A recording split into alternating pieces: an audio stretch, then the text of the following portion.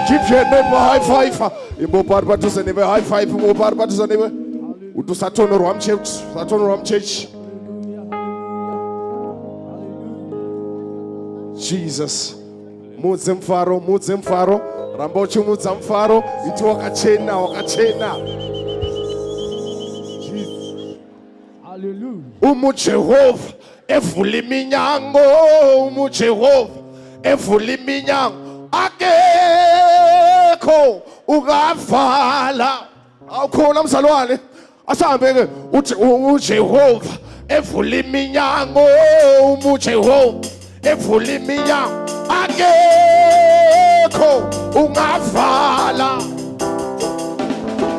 oh kana Jehova wafura masuo kana Jehova wafura masuo akuna kana Jehova wafura masuo kana Jehova wafura masuo kana Jehova wafura masuo akuna oh Jehova evule minyango Jehova evule minyango oh Jehova evule minyango eko oh Jehova evule minyango Jehova evule minyango oh Jehova evule minyango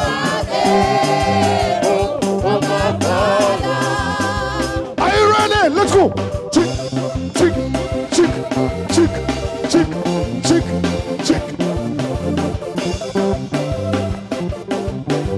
Wakana Jehova wafura masuo Wakana Jehova wafura masuo Wakana Jehova wafura masuo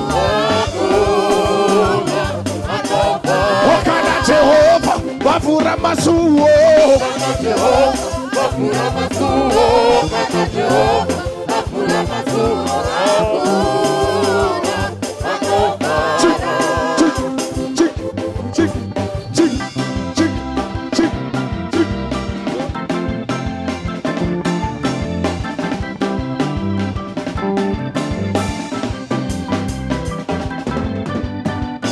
Tapinda, tapinda, tapinda,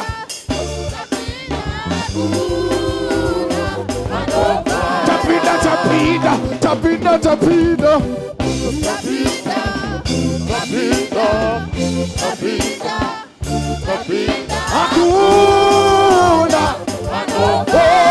Jehova evula iminyango, Jehova evula iminyango, Jehova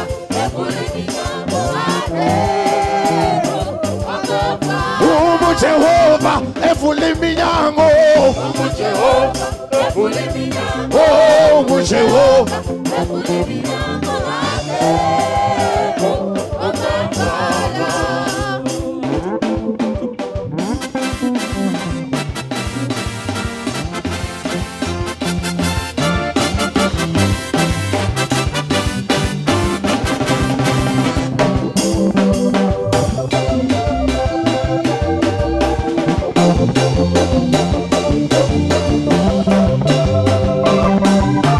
Tapinda, tapinda, tapinda, tapinda, tapinda, tapinda, tapinda. Hakuna anobara.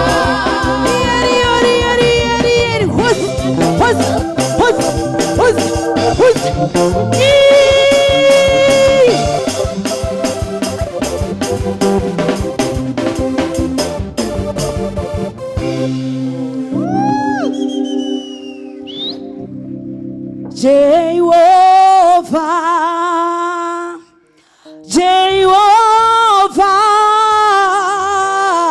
Jehovah, murithi mbarangu. Jehovah, Jehovah, Jehovah, murithi mbarangu. Jehovah, Jehovah, Jehovah, Jehovah,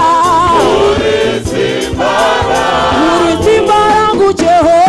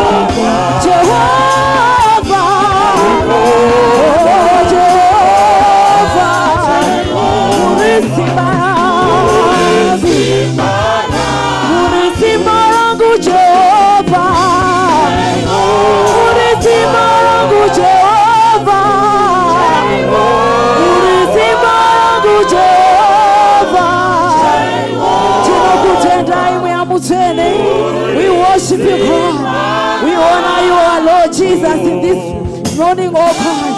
Muzitara Jesu. We are here, Father, to worship you. We are here, oh God, to honor you. Murisibaredu makwanano. Murisibaredu Jehovah. We come before you, oh Father, in worship and in praising your holy name. Namba twaimutene kutwaichangamire. Piwaimbiri yose baba ne kuti makanaka. Piwaimbiri yose Jesu ne kuti makatendeka. We honor you, Lord. Tora nchimbo yenyu mwari. Muite kuda kwenyu muyamutene. Muzita la Jesu. Musandi Purache Yesu Babandi Inoshema Imi Mari Kakomorera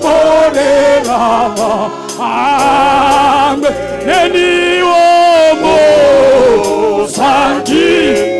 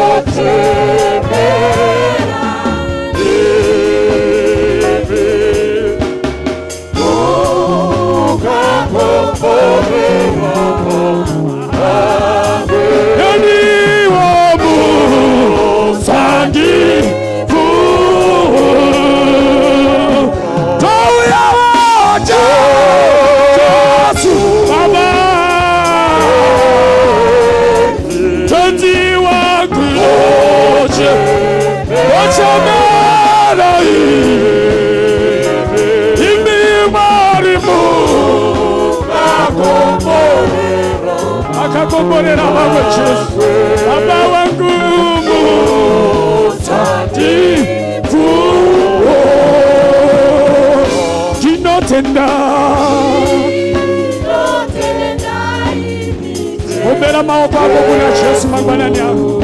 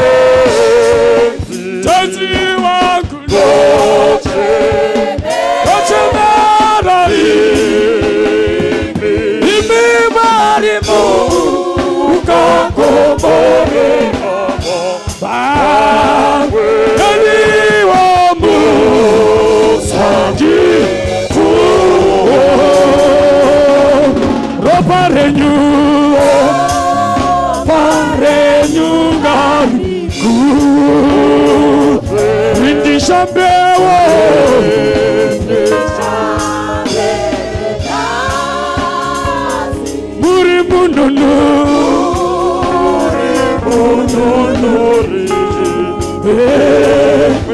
Eziwa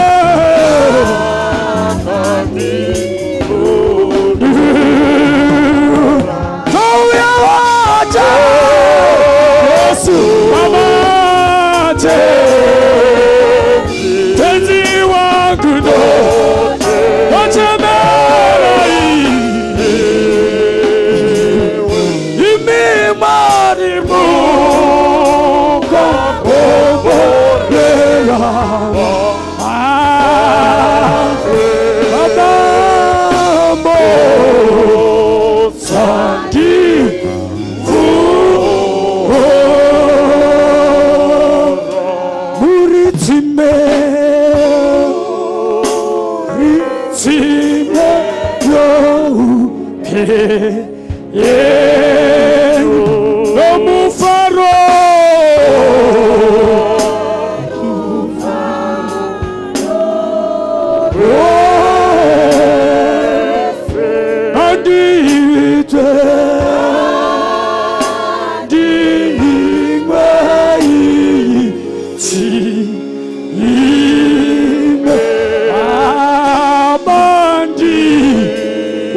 Huru mambanani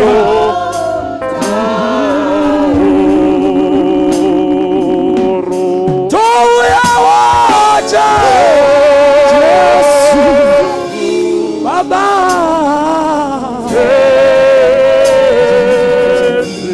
Tenzi wangundo Tochame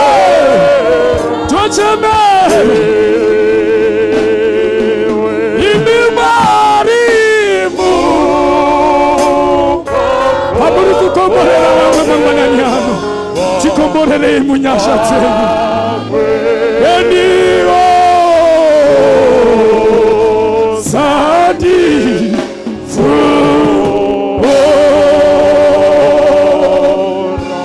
Tuya waja Baba wetu walikudenga Tino kutenda Tenzi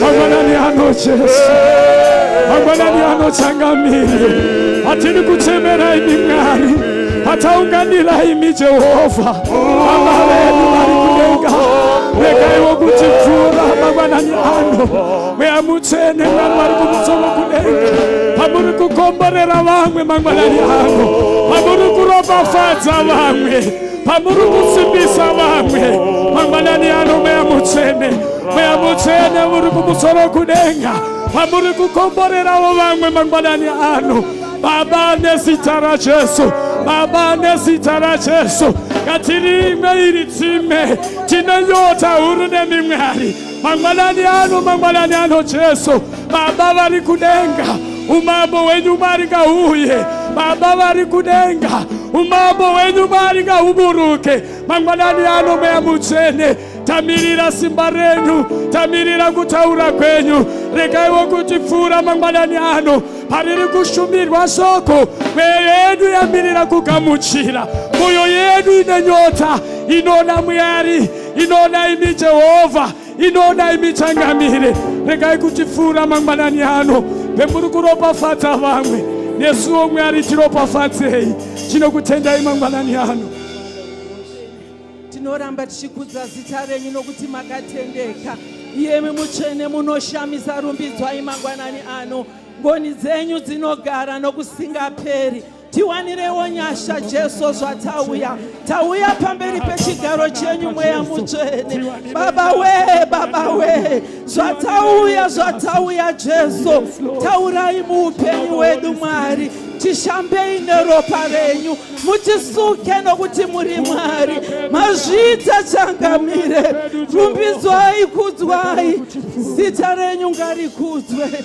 muzita raJesu uya mweya weutene uya mweya weutene uya mweya uya mweya weutene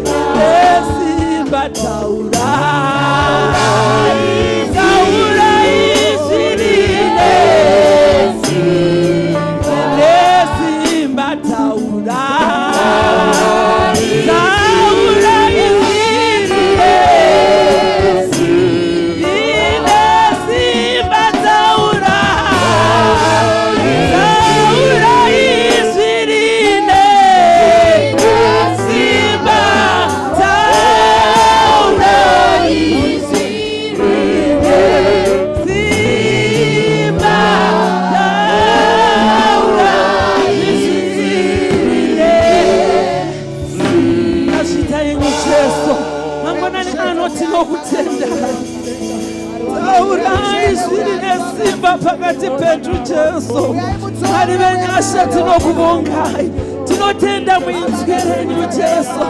Mazvita mweya mutsvene mangwanani ano. Moyo wangu nokutendai Jesu. Moyo wangu nokurumbidzai. Taurai pakati pedu Jesu. Zvataungana kudai mweya mutsvene. Taurai inzwi renyu pakati pedu Jesu. Mweya wenyu mutsvene ave pakati pedu. Tinokubongai, tinokurumbidzai. Renyu zita ngarikudzwe mangwanani ano. Tinotenda munyasha dzenyu Mwari. Mazvita mangwanani ano Jesu. Tinokubongai msharuka wekare kare. Hakuna angaenzwanisa nemi Jesu. Nyasha dzenyu nengoni dzenyu dzinogara nokusingaperi. Kudzwai, rumbidzwai. Makatendeka, makarurama. Mbiri yose pachigaro chenyu. Mazvita mweya mutsvene. We give you all the glory, Jesus. Makanaka Jesu, tinokutenda. Muzita ramambo Jesu. Baba wedu wekudenga, zita renyu ngarikudzwe.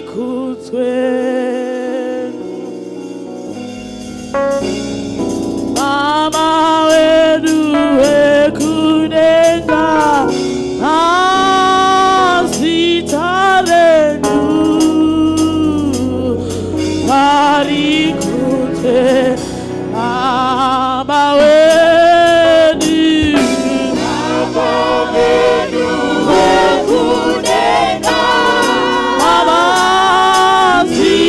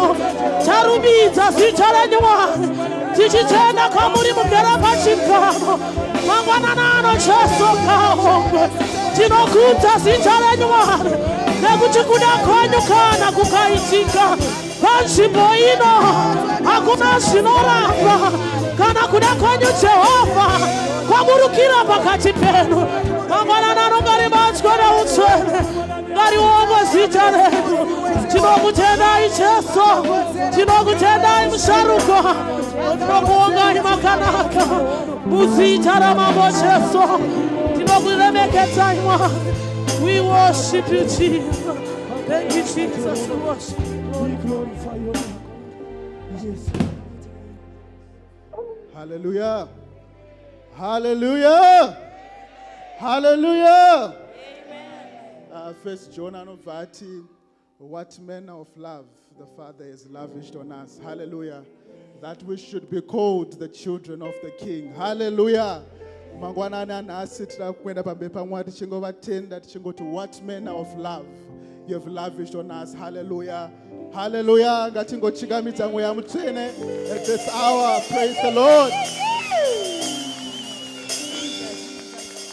Tinotenda Mwari. Praise and worship. Thank you very much.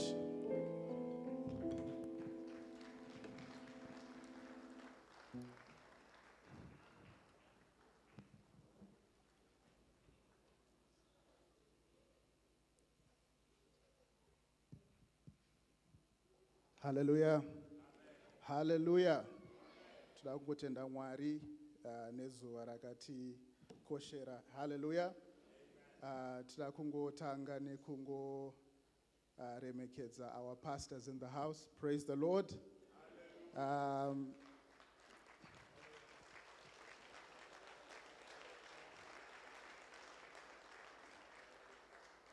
I have given you servants after my own heart. Tinakungotenda Mwari nevafudzi vakatipa after his own heart. Hallelujah. Hallelujah. Verse or chapter inongondinakidzira kuti before that Mwari vangu vachitaura kuti Israeri rakaoma musoro vanonetsa Mwari vanhu ivava. Hallelujah. But then, pazasi pacho, verse but I have given you servants after my own heart. Hallelujah. Who will lead you with knowledge and understanding. Praise the Lord. Tunangokutendai mama na daddy because we know that you lead us with knowledge and understanding. Hallelujah. Hallelujah. We may all be seated. Hallelujah.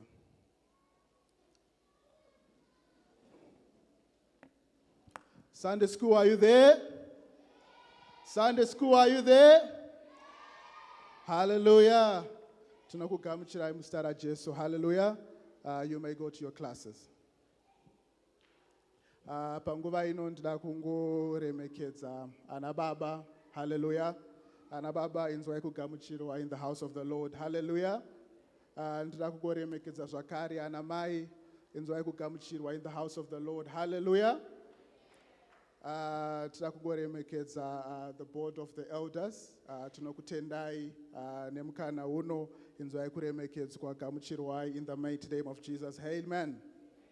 Ndira kungogamuchira the youth and the teens. Hallelujah, youth and teens. Come on guys, give me some bit of energy. Youth and teens. Amanaka, Musadar. Hallelujah. We need more energy. Hallelujah. Inini ndichiri mu youth ndaitoita noise kufura imimi ndiri one. Saka do better next time. Hallelujah. Tira kungotenda Mwari nenguva ino yavatipa. Ndichida kungoenda pachikamu chinotevera. Do we have any visitors in the house? Tine vaenzi here vatanga kubata nesu muzuva ranhasi, mutiratidze by the show of hands.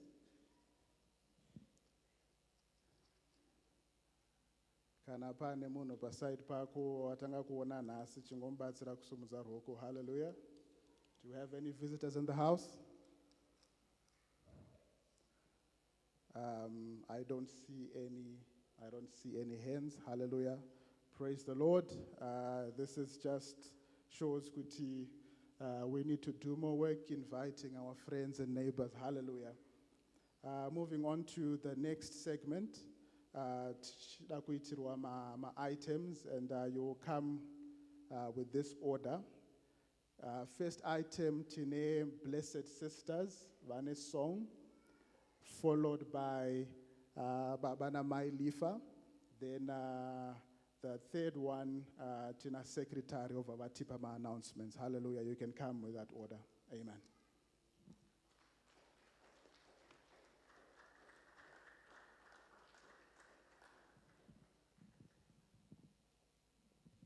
Hallelujah.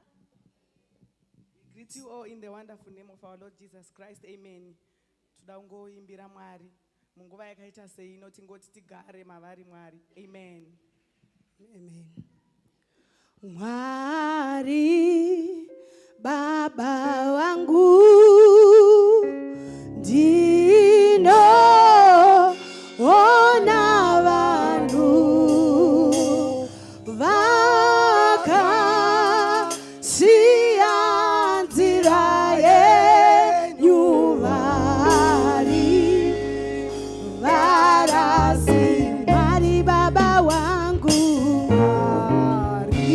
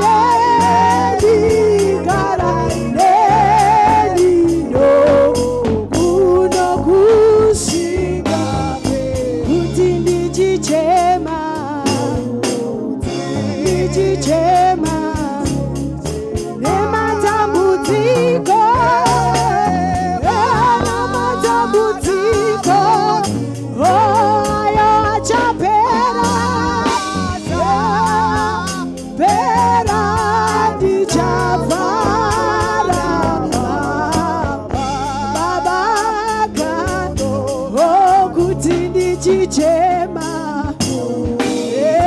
ndichichema nematambudziko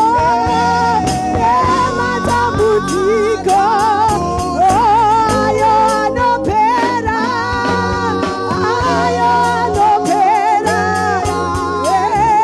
ndichavhara ishe wangu kuti ndichichema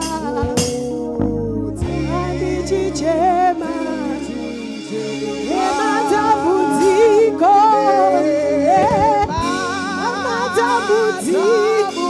ayo anopera achapera ndichavhara ishe wangu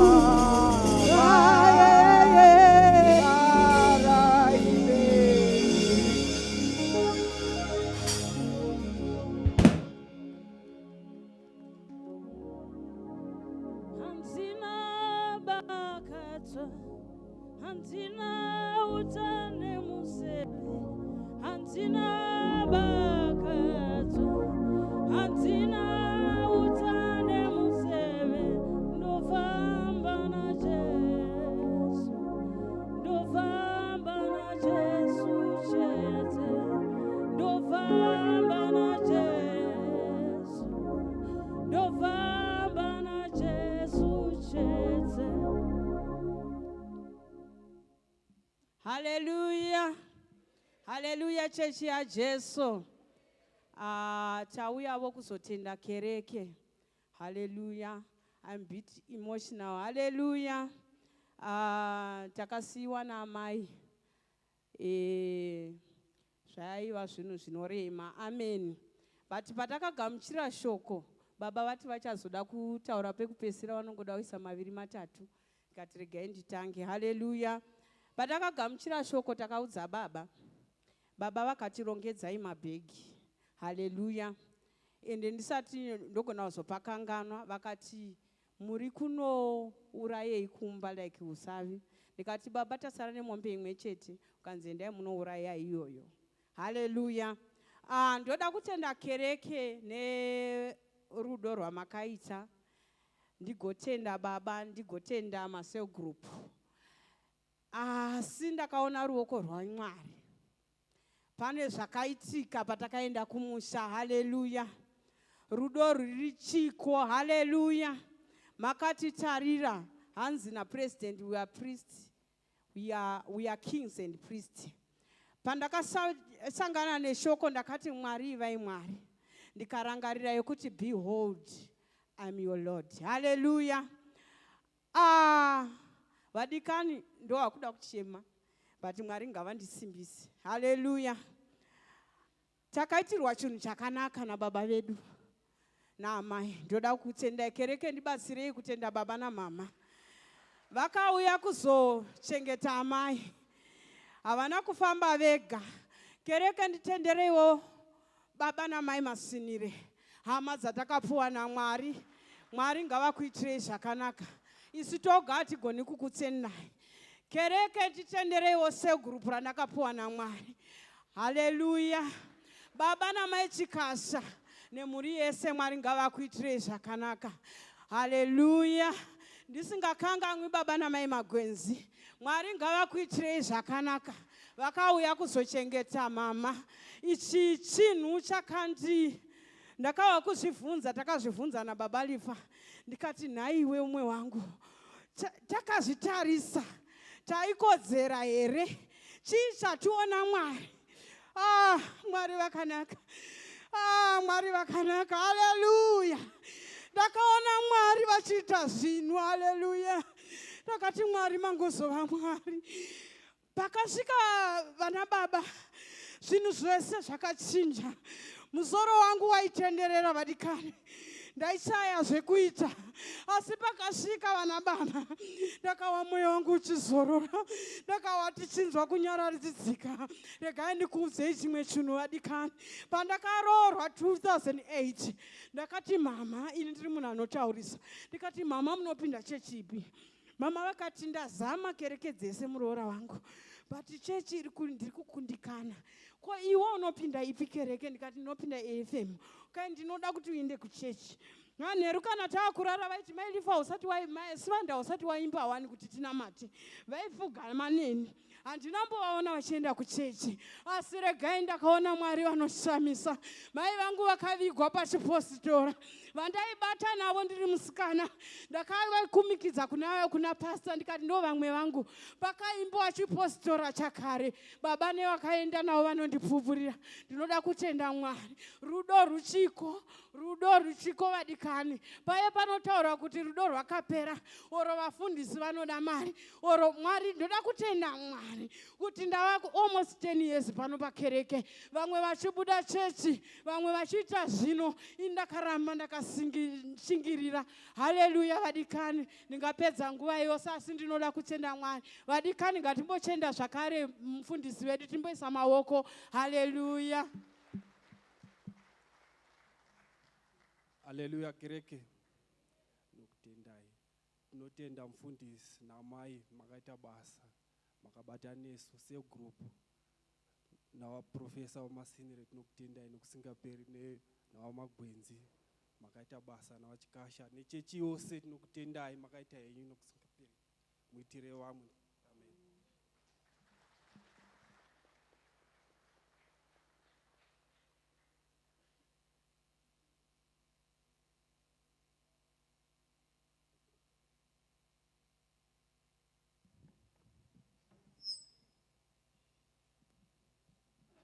Hallelujah. Amen and amen. Regaiti pe kutenda kuna baba nyama dzavo vari kuti tyaira zvakanaka. Ndinongova netemptation yekungoti ngatitendei mukoma Melbourne. Vari kuti tyaira zvakanaka. Aiwa ngatingoombererai maoko muzita raJesu. Amen. Hallelujah. Regai ndipo rutendo rwangu kuna mufundisi namama. Nditendo church board mangwanani kereke. Regaiti pana nezviziviso zvezuva ranhasi. Tikanga tabva muzviziviso, there's just something that I just want to, one or two things I want to share with the church.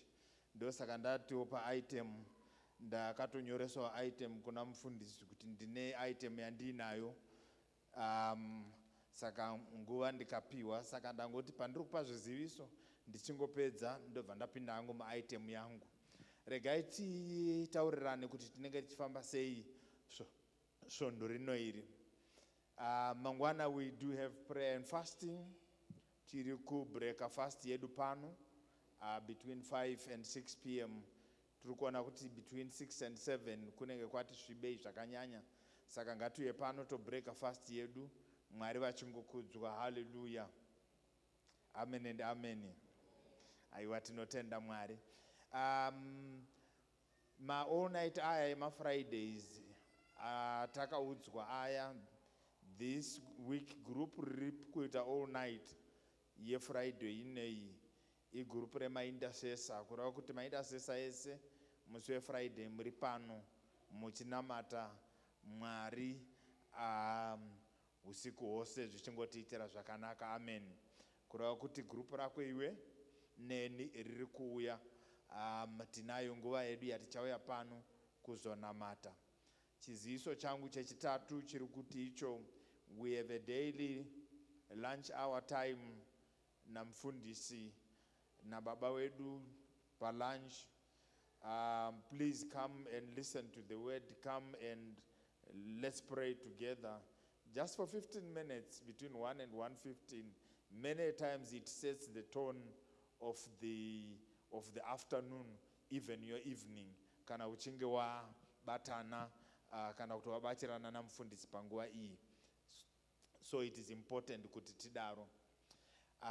Chiziviso changu chechina chiri kuti we have a midweek service yatinoita pano online na 7 p.m.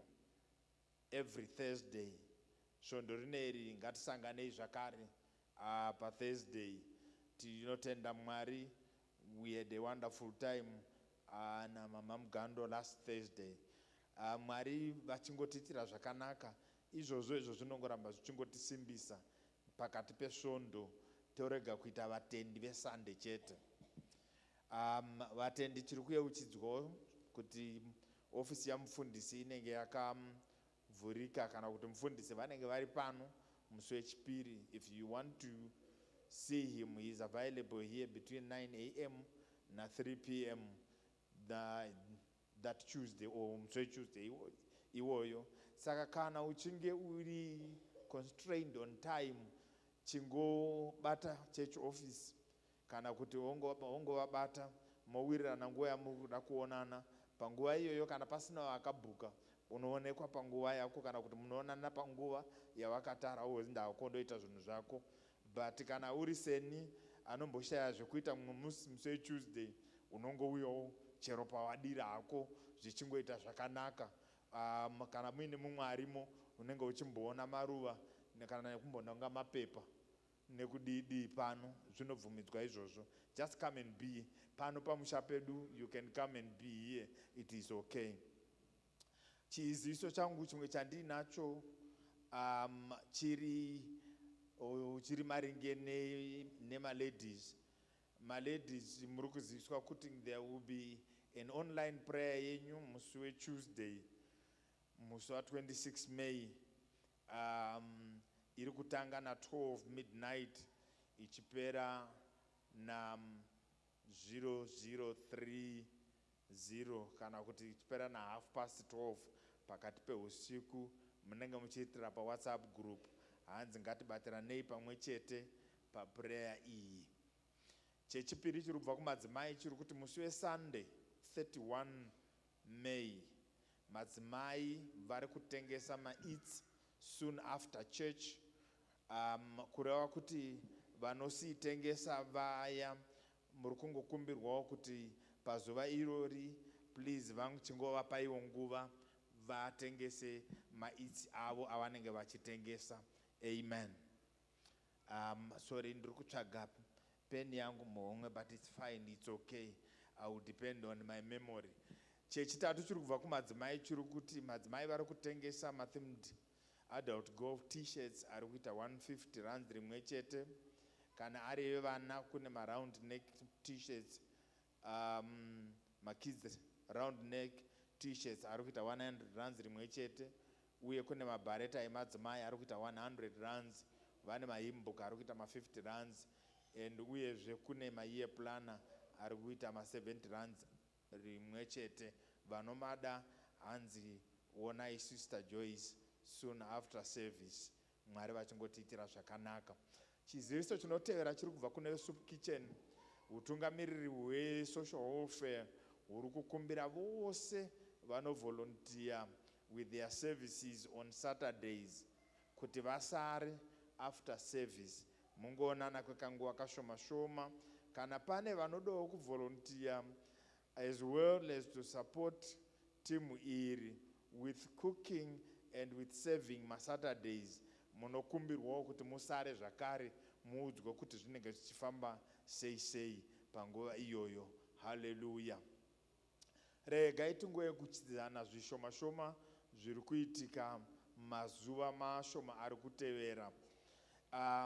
Ndiri kukumbirisawo kuti all leaders vanolida mapoka, please check our calendars. Mungotarisa kuti pane here chamuri kufanira kuita segroup. Hallelujah. Kana muri kufanira sematinzi kana muine activity, andiri kungokumbirawo anenge achilida matinzi, tarisa pagroup pako kuti pazuva rakati muna June kuri kuitwa zvakati zvematinzi, o pazuva rakati muna July pari kuitwa zvakati zvematinzi. Ndiri kungopa hangu matinzi as an example in this particular case. But vatungamiriri vese, let's check the calendar. And tikanga tacheka calendar racho, kana paine zvamuri kuita, tinokumbirawo kuti muzivise mufundisi. Inini munozongondipa basa rangu nderokungodedzera chete. But ndiri kukumbirawo kuti tingodaro zvichingotiitira zvakanaka. Sekereke tinowanzoti tikati fambei toyeuchidzana a few things. One of the things chatoda kuyeuchidzana ndechichi chinotevera chiri maringe nenyaya dzemari dzechema. This we have always been doing it, and this is how we do it here per church. panoshayikirwa munhu nehama,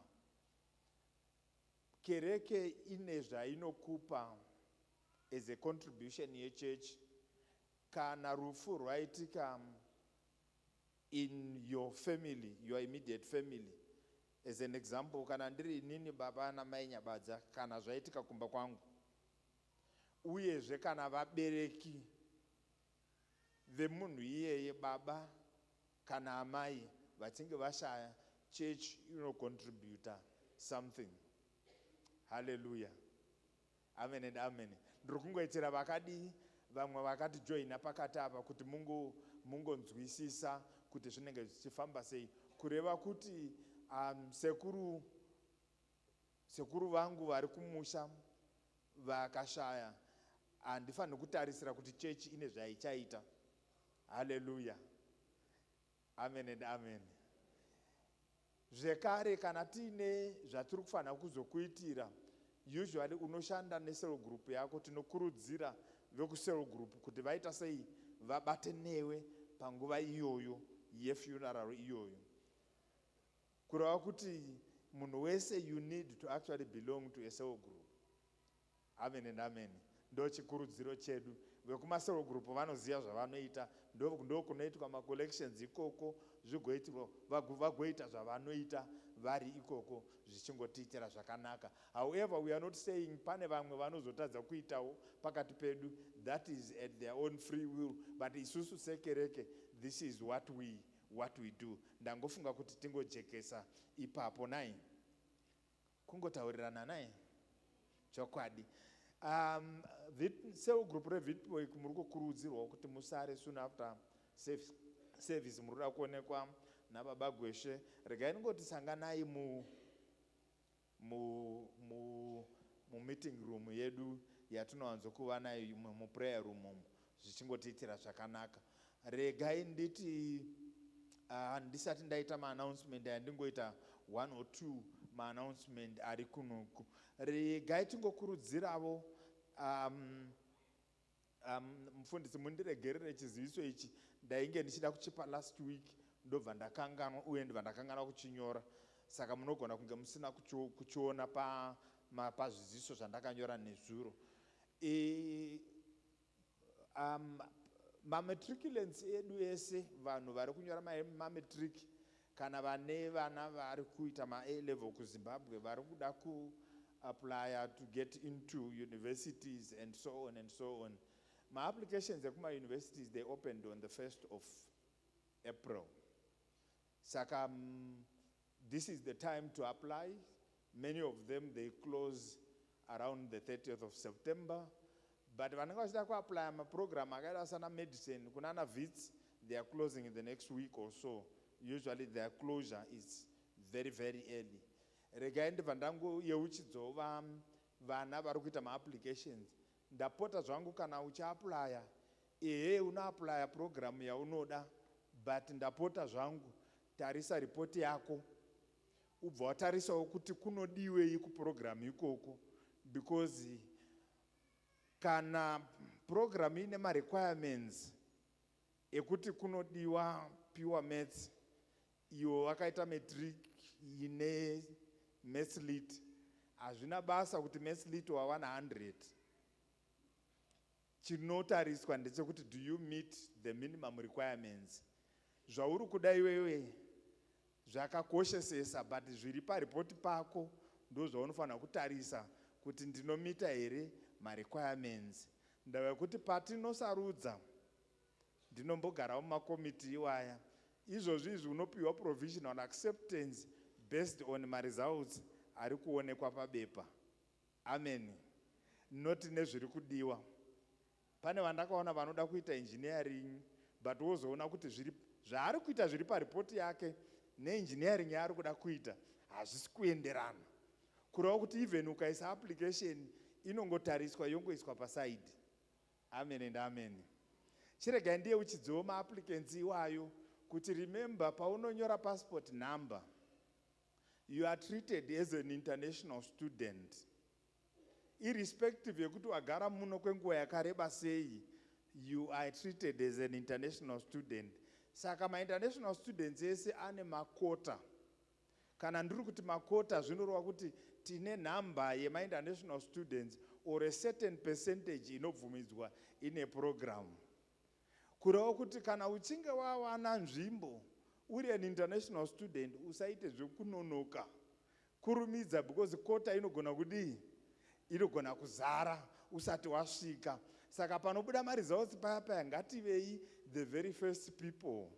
Kana uchinge wawana provisional acceptance uchiziva kuti zvako zviri kuita, mhanya unogadziridza permit. Ukamhanya kuda kuzogadziridza permit muna January, inogona kubuda vanhu vese vatoclosa ma-registration. Because that provisional acceptance can give you access yekuno apply permit yekustada. Hallelujah. Ndangoti ndingobatsirawo vamwe kuitira kuti tizorega kudii? Tizorega kumhanya, because kazhinji kacho chinowanzoitika ndechekuti tinozoti vamasiniro muri pavhitsi ndibatsire iwo mwana wangu aita zvakati. Kazhinji kacho inini navo tinotowirirana, hatisvike kunosarudzwa vanhu, hatitombobvumidzwa ikoko, mazita edu haazikanwe ikoko. Chavanongoita chete ndechekungoti vana vauya pano vakawanda zvakadii. Kana paya panonzi mwana wangu awana bachelors, bachelors, but remember kuti bachelors yako inotogradwa according to ma-APS scores aya. Saka vanotanga kutora vema-APS scores yekumusoro vachidzika kuzasi. Gore rineri kwedu isusu kufaculty takagumira pa35, which means kuti kunyange wangu ine bachelors ine 26 zvazvisingaite. Even ukataura navanyabadza kuti wangu ane bachelors, ndikasvikapo ndinonzi baba pakaenda pa-audit ndikaisa wenyu ane 26 isu takagumira pa35 ndadzingwa basa. Saka it means kuti vakomana nevasikana, you need to be as competitive as you can if you want to survive in this environment. For your own information, pane vazhinji vanoti kandi vagarei munyika ukavabvunza vanoda kufanana Stereki nevekuno. Hatisi vekuno. Izvozvo ngatigarei tazviziva. Even when we work, ladies, boys and girls, let's work with that in mind. Kuti hatisi vemuno, we are not treated the same kana tasvika kumusoro ukoko. Saka when you work like a Zimbabwean, you must be above the rest. You must not be comparable nevemuno. Tambai navo seshamwari dzenyu, but kana pasvika pane zvimwe zvatiri kuda izvi ndapota hangu, you must be an edge above. Be a foot higher, be a meter higher, 2 meters higher. You work harder because iwewe wakatogara utori munhu wekota. Saka if you kana utori munhu wekota, be as competitive as you can. Handizivi kuti ndiri kungozvitaurirei, but ndiri kungoda kungoedza kungoadvisa vamwe vanoti vakati garei munzvimbo ivo vari madomasi vanoda kufanana nemapotatoes. Chibva vanyatso kuremember pauri, ziva zvauri, you are not part of this country, and because you are not part of this country, be as competitive as you can.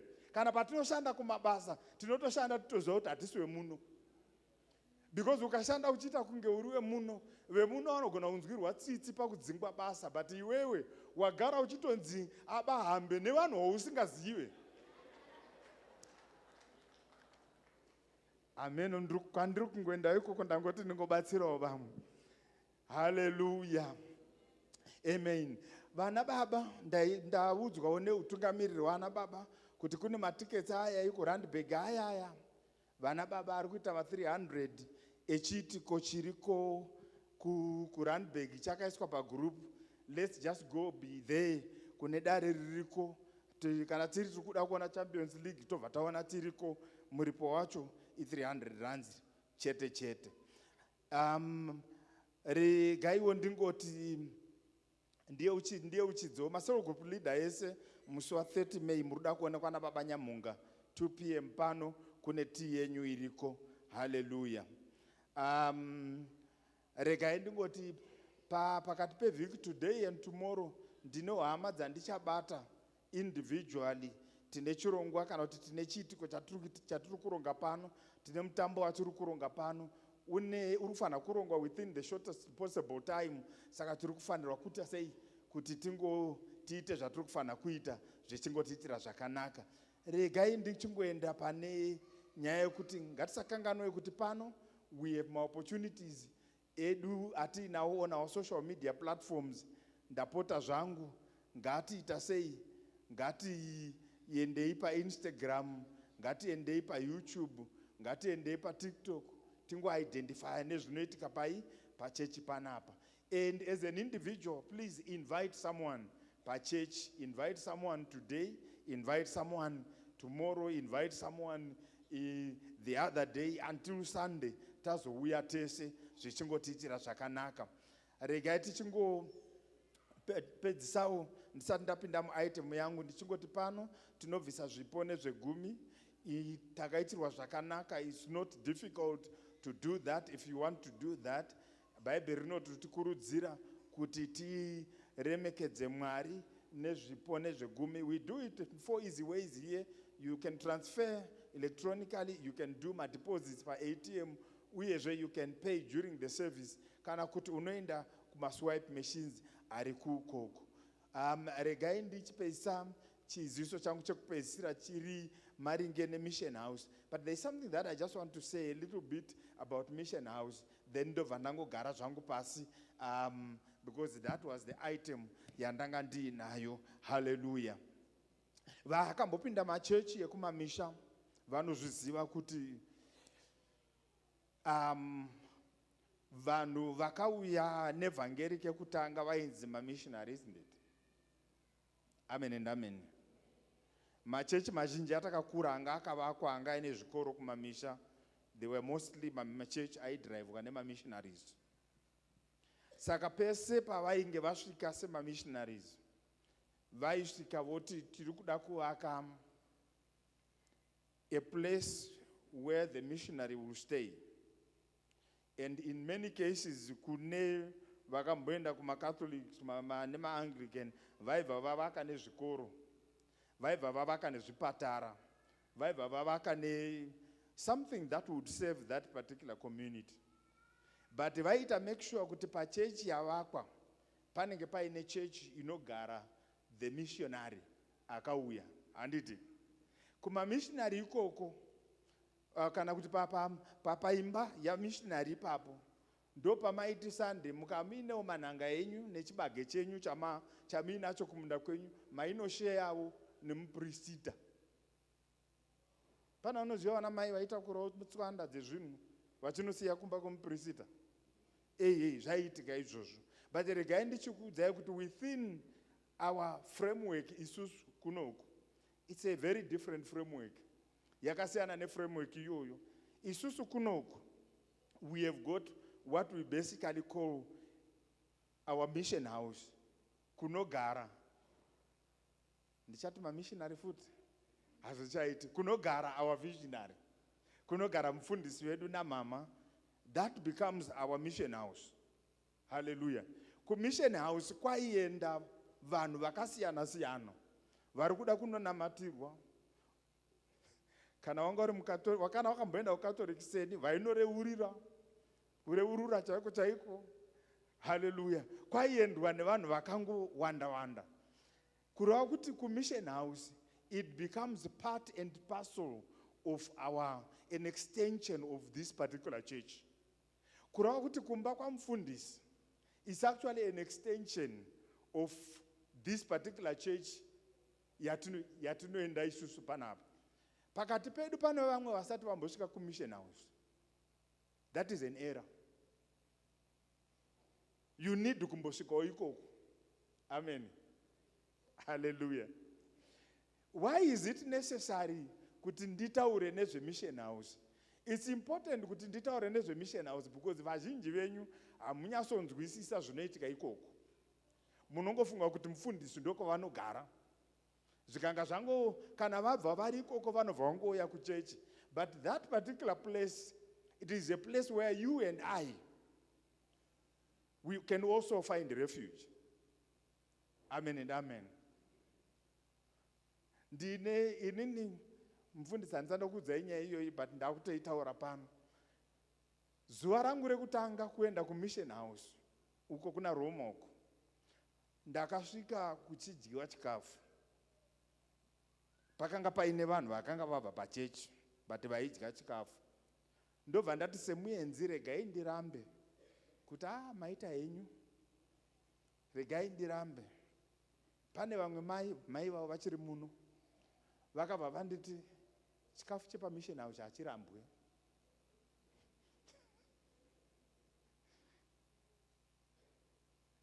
Ndega ndakatozvibvunza kuti vakomana, dai kwanga kuri kumba kwangu inini namai Nyabadza netrafiki inoenda kumba kumission house, how would it have been? Vana vangu vaizvitora sei? Do you know there are things that you can imagine as an individual? Do you know kuti kumba kwamufundisi kumission house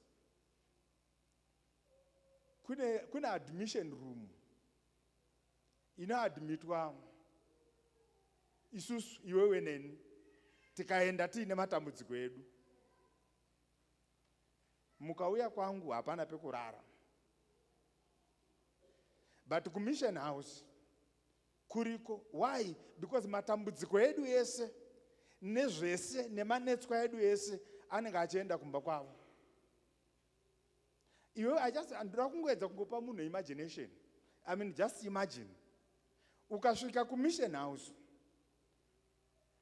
ndakatozozviona kuti netimu reko vana fanaka sesu vanotamba nevana vakusunday school vakatotrainwa kuti uchisvika unomhanya nedrinki. Ukauya kwaNyabadza kana wapiwa mvura une raki because ndo inenge iriko. Why am I saying this? Ndiri kungoedza kuda kungokuudzai kuti kumission house kwakasiyana nekudzimba dzedu. Now, why is it important? Nei ndiri kutaura izvi, ndiri kuedza kudaro ndava yekuti vamwe mumwe munhu akanzi kuseu group visa mission house haana runzwisiso rwekuti mission house kana kuti whatever I am chandiri kubvisa chinobatsirei. Pane mumwe munhu anosvika kuna mai mufundisi osvika onyatsotaura kuti mama, kumba vana vangu havana chekudya izvozvo. I'm sure kuti pane vamwe vanoti hawe inini handisati ndambosvika pastage iyoyo, Mwari vakuitirei zvakanaka. But pakati pedu nemukunamata kwedu pane vanombosvika panguva yekuomerwa. Ndiri kunyepa here vakomana hama dzangu? But munhu kana aomerwa anomhanya kuna mufundisi, vanomhanya kuna mai mufundisi. Saka imi mukasvika moti kumba kwenyu hakuna kana hupfa, hakuna kana mafuta, munoti mai mufundisi vanozvitora. It means we have to equip the mission house kuitira vamwe vedu vanonge vambosvika panguva yekuomerwa, ndekuti patinopfuura napo panogona kusiyana. Nai, amen and amen. Kureva kuti iwewe neni tine basa rekuita make sure kuti kumission house hakurane out of food, hakurane out of masupplies, because kukarana out of masupplies it won't be a good thing. Amen and amen. Pane varoora vakanzi vanonyima, kwete nekuti vanonyima but because vanga vasina chinhu. Ende iwewe ukasvika kumba kwamai mufundisi kunofanira kunge kuine chekuti unopiwa, ndeve kuti kana wazobvako hauzobvi uchiti ukaenda kumission house unobva kusina chinhu. Kureva kuti we have a mandate yekuita to make sure kuti there is always something kumission house. Vakomana ngatiregei kutaurana kana zvinhu zvakakunakira. Kune vamwe vanombopfuura nepanenge pasingaite, vanoponera kumission house. Kune vamwe vari kukiwa madzimai, kwete nana baba vari muno mavarovi. Kune vamwe vanoti vakiwa havana kumwe kwekumhanyira, vanomhanyira kumba kwamufundisi. Kana vamhanyira kumba kwamufundisi votonzi pindai murare umu. Kureva kuti kumba kumission house kunofanira kunge kutongori neimwe spare room, a spare space yekuti kuwanikwe mumwe munhu anoita sei, anondovatirako, anondoponerako, anenge ari kutoti mama, inini ndine zviri kundinetsa usiku hwose, zvinotoda kuti ndinge ndichinamatirwa. Havanga achibvika kumba kwavo kuenda kumba kune zviri kunetsa. Unongoti uya kuno, rara panapa, hapana zvinokuvinga kana wauya panapa. Ndekuti pano pane zodzo iripo, pane zviripo. Kureva kuti kumission house ndo kwatinoponera isusu sekereke. Saka iwewe neni, we have got a mission yekuita make sure kuti ikoko kwatinoponera kana kuti kwatinopotera in the sense yana samanyika kwatinopotera isusu ngakuve kuine something to eat at all times. There must be something to drink at all times. There must be something chekupa mumwe munhu at all times. Kureva kuti iwewe neni ngatishandei na cell group leader kuitira kuti tiendese something. We are not, in fact, pane pamwe paunombozvibvunza, are we asking for a lot? Handifungi. In my own thinking, pamwe panozonzi ndayakuti pamwe baba ndayakuti ndiprofessor patiri kubvunza 100 rand, I'm not thinking it. Kufunga kwangu, it might actually not be a lot. But kungoti ndikati 100 rand yemunhu wese ari panapa inobuditsa something that we can help to save some amongst us who needs that particular help. Amen. Hallelujah. Ndichiri kufarirwa. Unenge usingakumbira hako kufarirwa, but uri kungoedza kutaura kuti nyaya ndiri kutaura inyaya yakakoshesesa. Ngatibatiranei kuti kumission house kuite zvakanaka. Ndakamboshupika pakwakambotsva the other day because kwatiri isusu sevanhu vanonyanya vanoshanda namufundisi, that place is a place where we find kuti vanhu vazhinji tinoponerako. Hallelujah. Kwatiri isusu, that's our second home. Kana zvinhu zvanetsa ndo kwatinomhanyira. Patinoda minamato ndo kwatinomhanyira. Patinenge tine zvatiri kuda ndo kwatinomhanyira. Dzimweni dzenguva tinosangana ikoko ende ndo kunochengetedzwa masikireti edu ikoko kumission house. Hallelujah. Amen and amen. Amen and amen.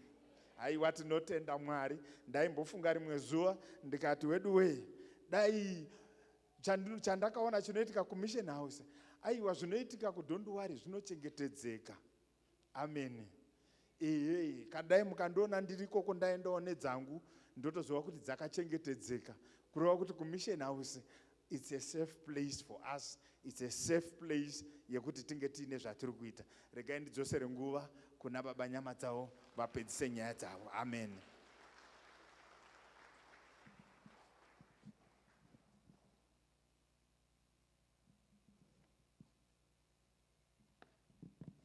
Hallelujah. Hallelujah. Toda kutenda Mwari nepavatisvitsa. Thank you kuna Professor Nyambadzane teaching yenyu on the mission house. Hallelujah. Hallelujah. Panguva ino contract rangu pano rapera. It was very short. I thought it was going to be longer than this. Hallelujah. Saka ndikuinta something Professor Nyambadza. Kana maibata. Hallelujah. Toda kungotenda Mwari ndichingo invite Kereke to help me. Okay, let me say this. The last time I was here, ndangandiri started fun.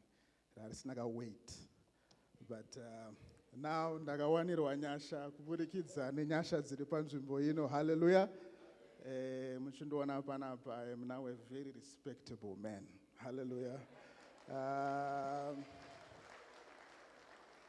Saka kana mashina tucherechedza ndiri kubata mic yangu the left hand kuti munyatsoona ka reflection kari kukurovai kumaziso. Church, help me welcome my lovely wife, Fadzai. Can you stand up and hallelujah. Thank you very much. Last time, welcome also mfana wangu, but hey, zvachinja manje. So for now, welcome wakagara ikoko kusasumuka ako. Tangotenda Mwari nenguva yawatiwanisa, tangotenda Mwari nepavatisvitsa. Kereke takasimuka tese. Let's just welcome our dear pastor to take the stand. Hallelujah.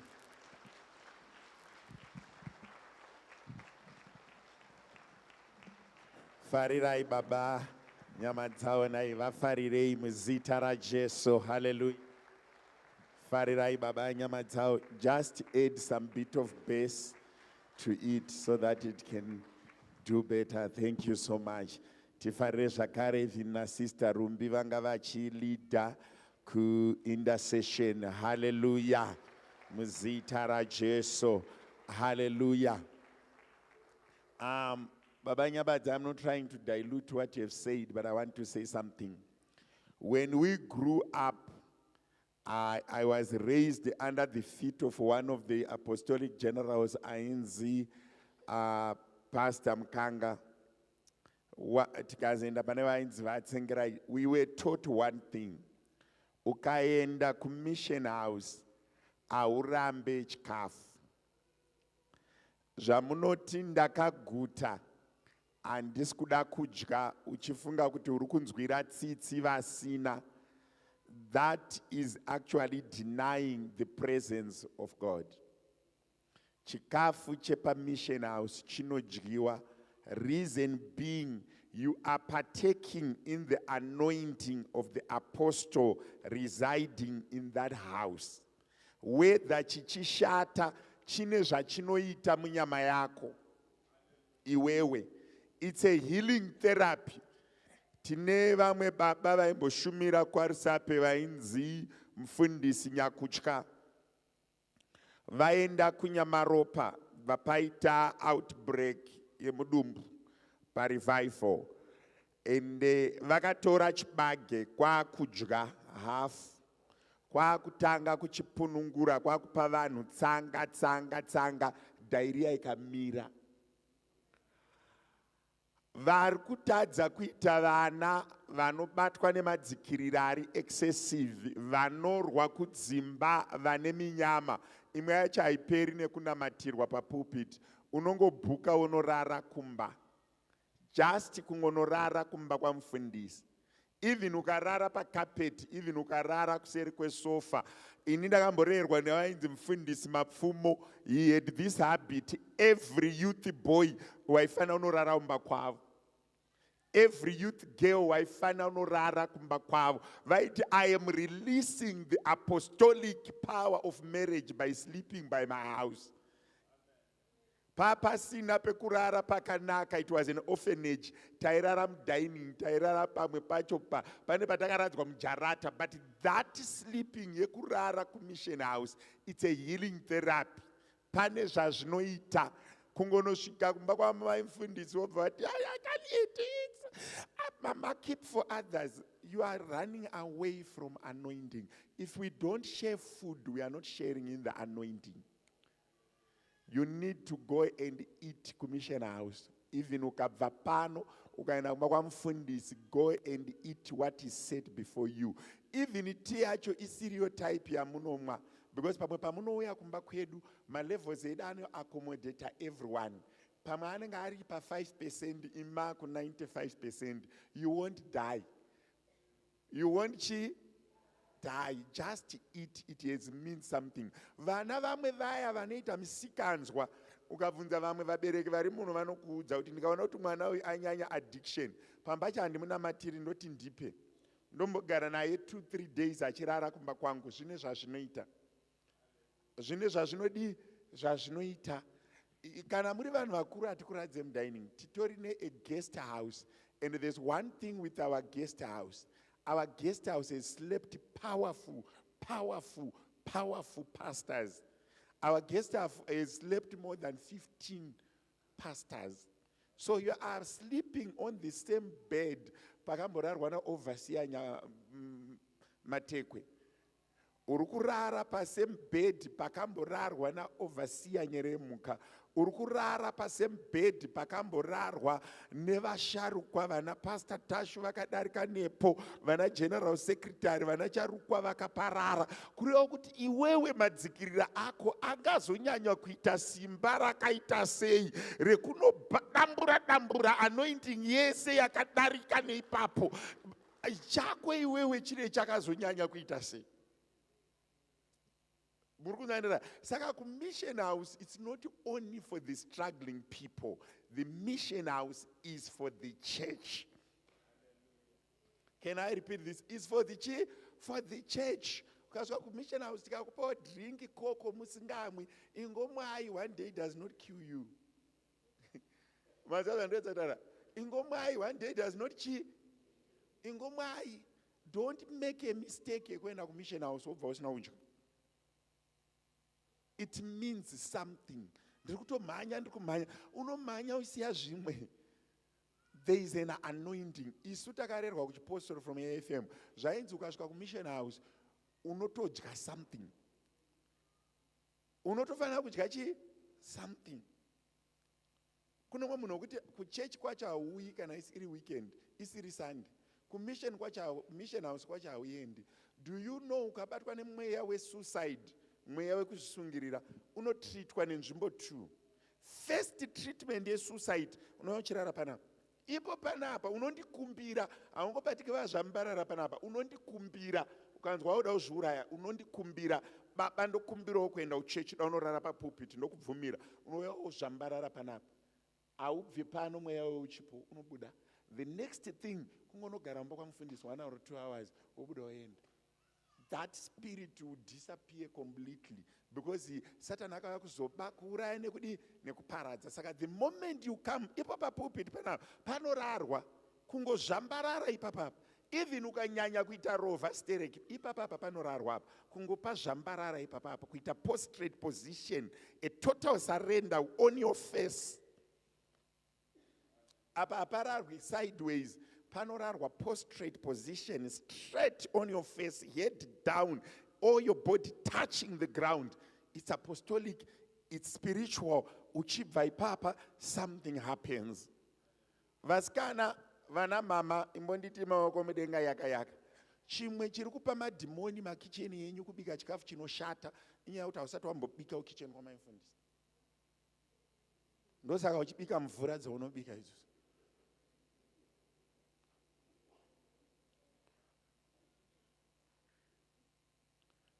Hanzi kana usina nyasha, rega kuramba uchidzitsvaga, tora kune vanedi vanadzo, wakanyanyokoshei semwanasikana, mama ndingopindawo mukicheni menyu, ndingobikawo tea, chingotorawo something from the anointing that exists. So mission house is not about only pumping money, it performs several functions. Mbodaidze mbosimudza ruoko kuti mudenga, maoko mudenga yaka. And also, isusu hatisi kutsvaga mari yenyu kuti ingodyiwa nevari kushambudzika. Inini ndinofanira kutoidya. Iyoyo yacho yemission house, pari kutobikwa nyama yako iwewe, yatodyiwa naMwari. Mwari havachazouyi netsoka vachidya nyama. Regai kundipa nyama yakaexpire, ndipei nyama inonaka, nekuti uyu muromo uyu ndo muromo waMwari.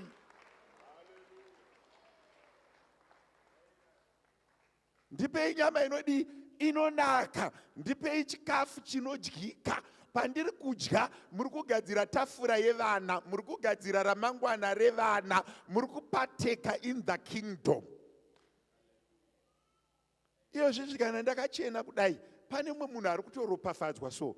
Izvezvi ndichiparidza kudai, sutu iyi iri kutoparidza, iri kutotaura izwi muupenyu hwemumwe munhu.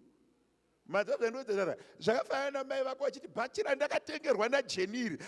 Jeneta anogona. Ndadropwa nemota nemwana wangu. Mwana wangu azonditengera gumbezi muwinda.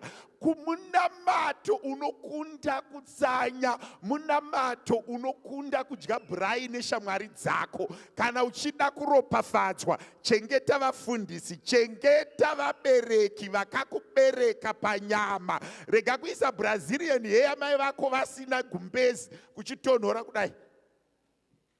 Dai musoro wacho uri kuiswa Brazilian uri nani, wakatobhenda kare. Brazilian nawo iugoni musoro uyu. Chengeta mubereki wako. Zvichando chatanga kudai, mai vari kudai, havana bhachi, havana juice. Iwo takarasima nekutenga maBrazilian hair. Chengetai vabereki, chengetai vafundisi. Ndinorevesa, chengetai vabereki. Ndiri kudzokororazve, chengetai vabereki.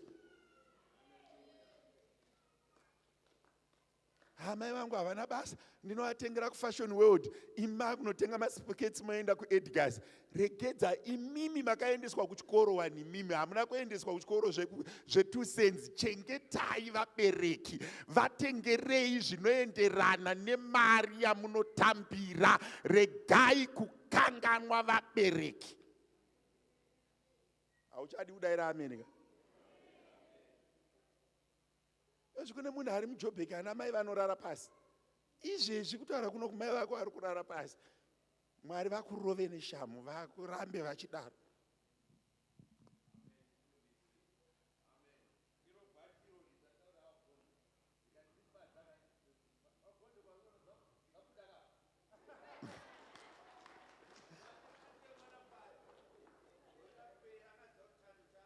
Chakuya.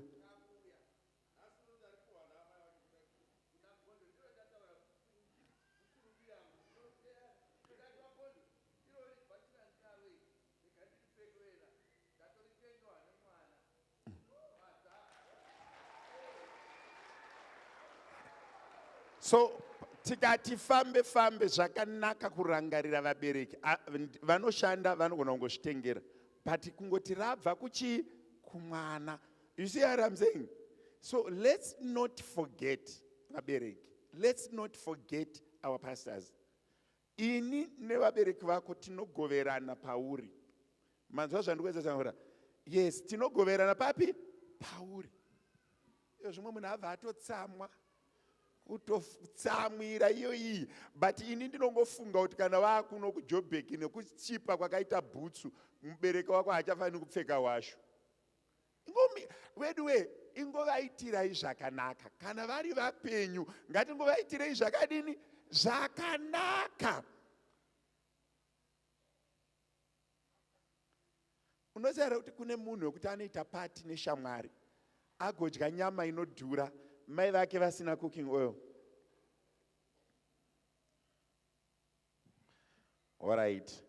Ndoda kutsimbidzira pekuti ma-cell leaders handei ku-cell group. Kuma-cell ungati uyei pano musi weSaturday tese.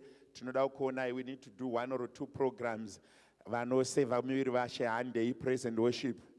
Usatorerwa korona rako nezvinhu zvinopfuura.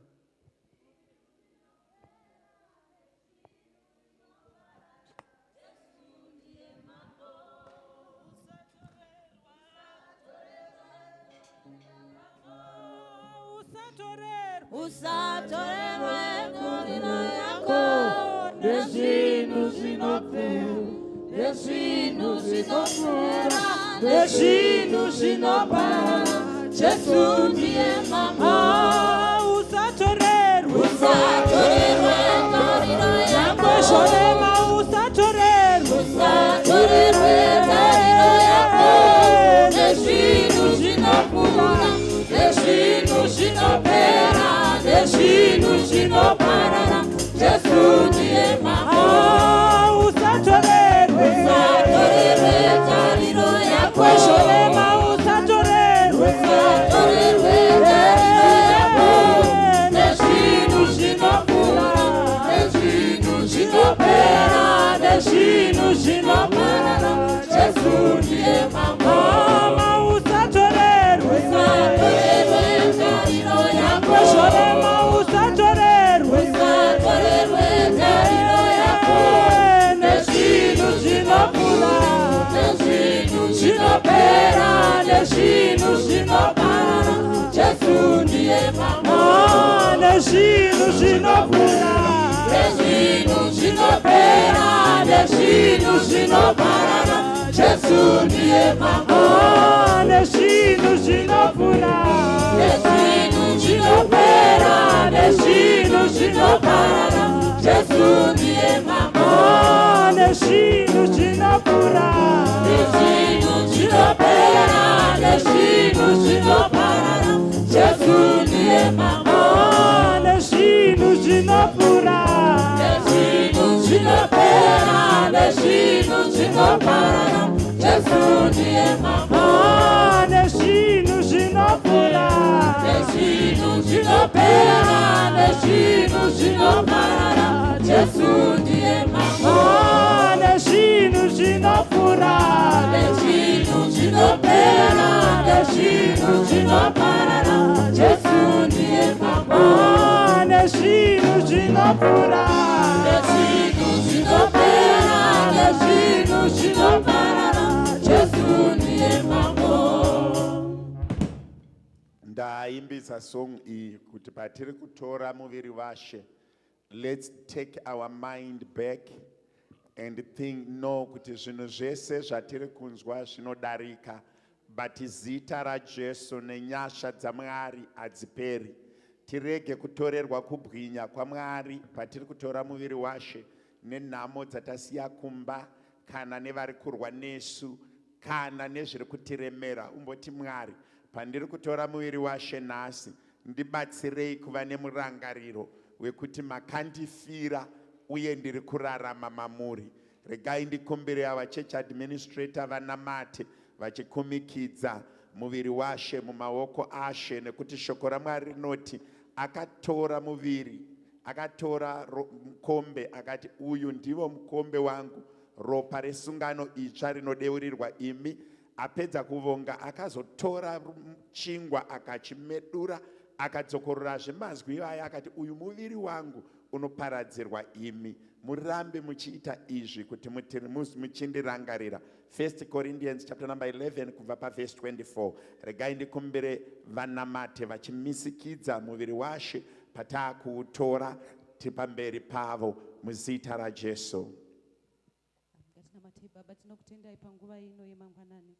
Tinokutendai neanother opportunity yekutora muviri wenyu sekutaura kwamakaita Mweya Mutsvene.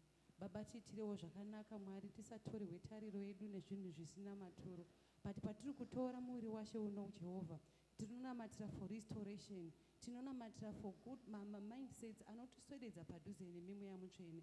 Makati tinofanira kutarisa up, Lord, we should set our minds on the things above. Patiri kutora muviri wenyu Jehovha wehondo, tiitirewo nyasha patikutora muviri wenyu neropa renyu Mwari wangu, munosuka chese chiri matiri chiri ungodly, Lord, mungotisiyira zvinhu zvemweya muzita raJesu. Mweya Mutsvene tiwanirewo nyasha Mwari. Ndonamatira kuti wese ari kurwara paari kutora muviri washe uno Mwari neropa renyu Mwari vachaporeswa in the mighty name of Jesus Christ. Vese vakasungwa Mwari wangu pavari kutora muviri washe uno Mwari vachasunungurwa in the mighty name of Jesus Christ. Tinokutendai Mweya Mutsvene, patiri kutora muviri washe ngatiutore takazadzwa neMweya Mutsvene Mwari wei. Tiitirewo zvakanaka Mwari wangu, tsvairai mwoyo yedu Mwari kuti patiri kutora titore tiri muchiedza chenyu muzita raJesu. Tiitirewo nyasha, tirigererei pane zvese zvatinokutadzirai Baba as a church Mwari, so that patiri kutora titore, paunotora unogara pakadzikadzika pomweya yedu Mwari, together the doer of the word. Tiitirewo nyasha Mweya Mutsvene. Thank you Lord once again for this opportunity muzita raJesu tanamata.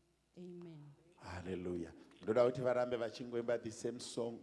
Usatorerwa kutenda nezvinopfuura, makuhwa anopfuura, urombo hunopfuura, nhamo inopfuura, kurwadziwa kunopfuura. Chingoimbirwa shoma neshoma tichipiwa muviri washe, vana baba nana amai vachitenderera muzita raJesu. Usatorerwe tariro yako, usatorerwe kutenda kwako nezvinhu zvinopfuura, nezvinhu zvinopera, nezvinhu zvinoparara. Jesu ndiye mambo. Usatorerwe tariro yako, usatorerwe tariro yako nezvinhu zvinopfuura, nezvinhu zvinopera, nezvinhu zvinoparara. Jesu ndiye mambo. Usatorerwe tariro yako, usatorerwe yako nezvinhu zvinopfuura, nezvinhu zvinopera, nezvinhu zvinoparara. Jesu ndiye mambo. Usatorerwe tariro yako, usatorerwe tariro yako nezvinhu zvinopfuura, nezvinhu zvinopera, nezvinhu zvinoparara. Jesu ndiye mambo. Usatorerwe tariro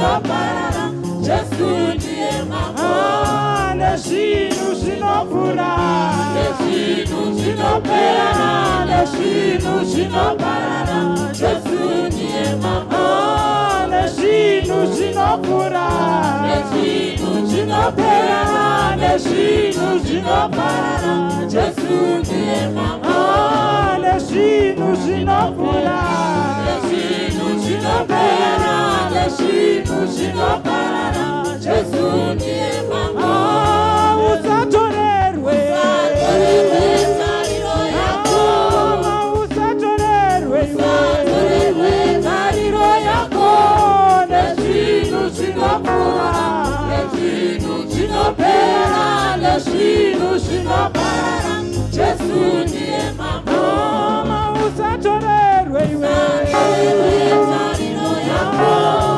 usatorerwe tariro yako nezvinhu zvinopfuura nezvinhu zvinopera nezvinhu zvinoparara Jesu ndiye mambo usatorerwe tariro yako usatorerwe tariro yako nezvinhu zvinopfuura nezvinhu zvinopera nezvinhu zvinoparara Jesu ndiye mambo usatorerwe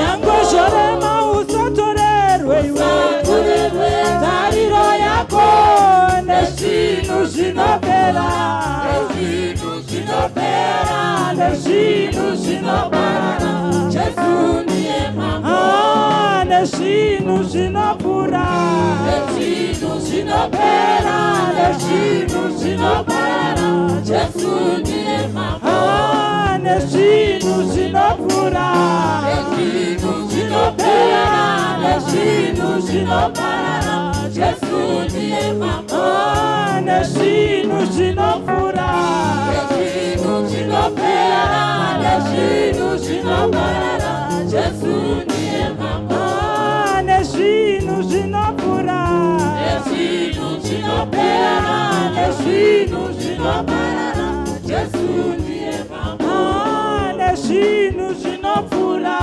nezvinhu zvinopera nezvinhu zvinoparara Jesu ndiye mambo nezvinhu zvinopfuura zvinopera nezvinhu zvinoparara Jesu ndiye mambo nezvinhu zvinopfuura nezvinhu zvinopera nezvinhu zvinoparara Jesu ndiye mambo nezvinhu zvinopfuura nezvinhu zvinopera nezvinhu zvinoparara Jesu ndiye mambo nezvinhu zvinopfuura nezvinhu zvinopera nezvinhu zvinoparara Jesu ndiye mambo nezvinhu zvinopfuura nezvinhu zvinopera nezvinhu zvinoparara Jesu ndiye mambo usatorerwe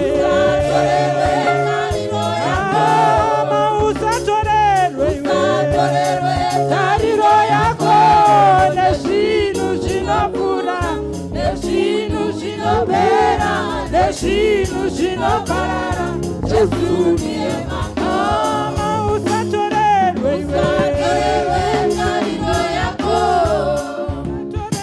usatorerwe tariro yako pane here pasati pasvika muviri washe neropa rashe ingondiratidzai nekusimudza maoko kuti maelders vasati vawana muviri washe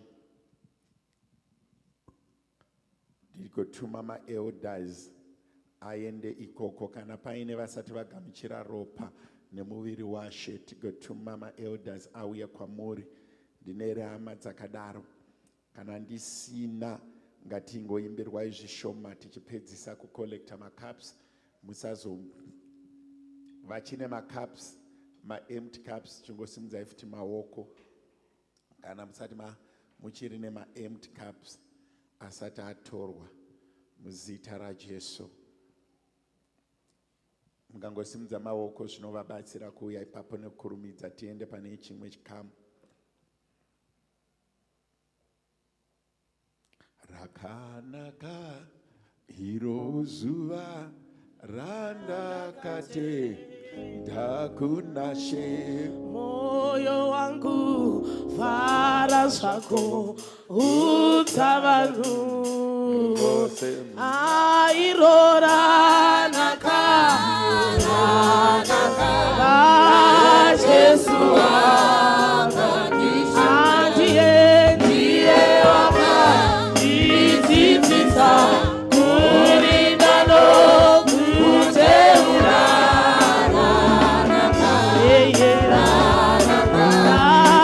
Jesu chanaka chitenderano chinondisunga kuna She vaisatwe imba yako ndoriyo ranaka raJesu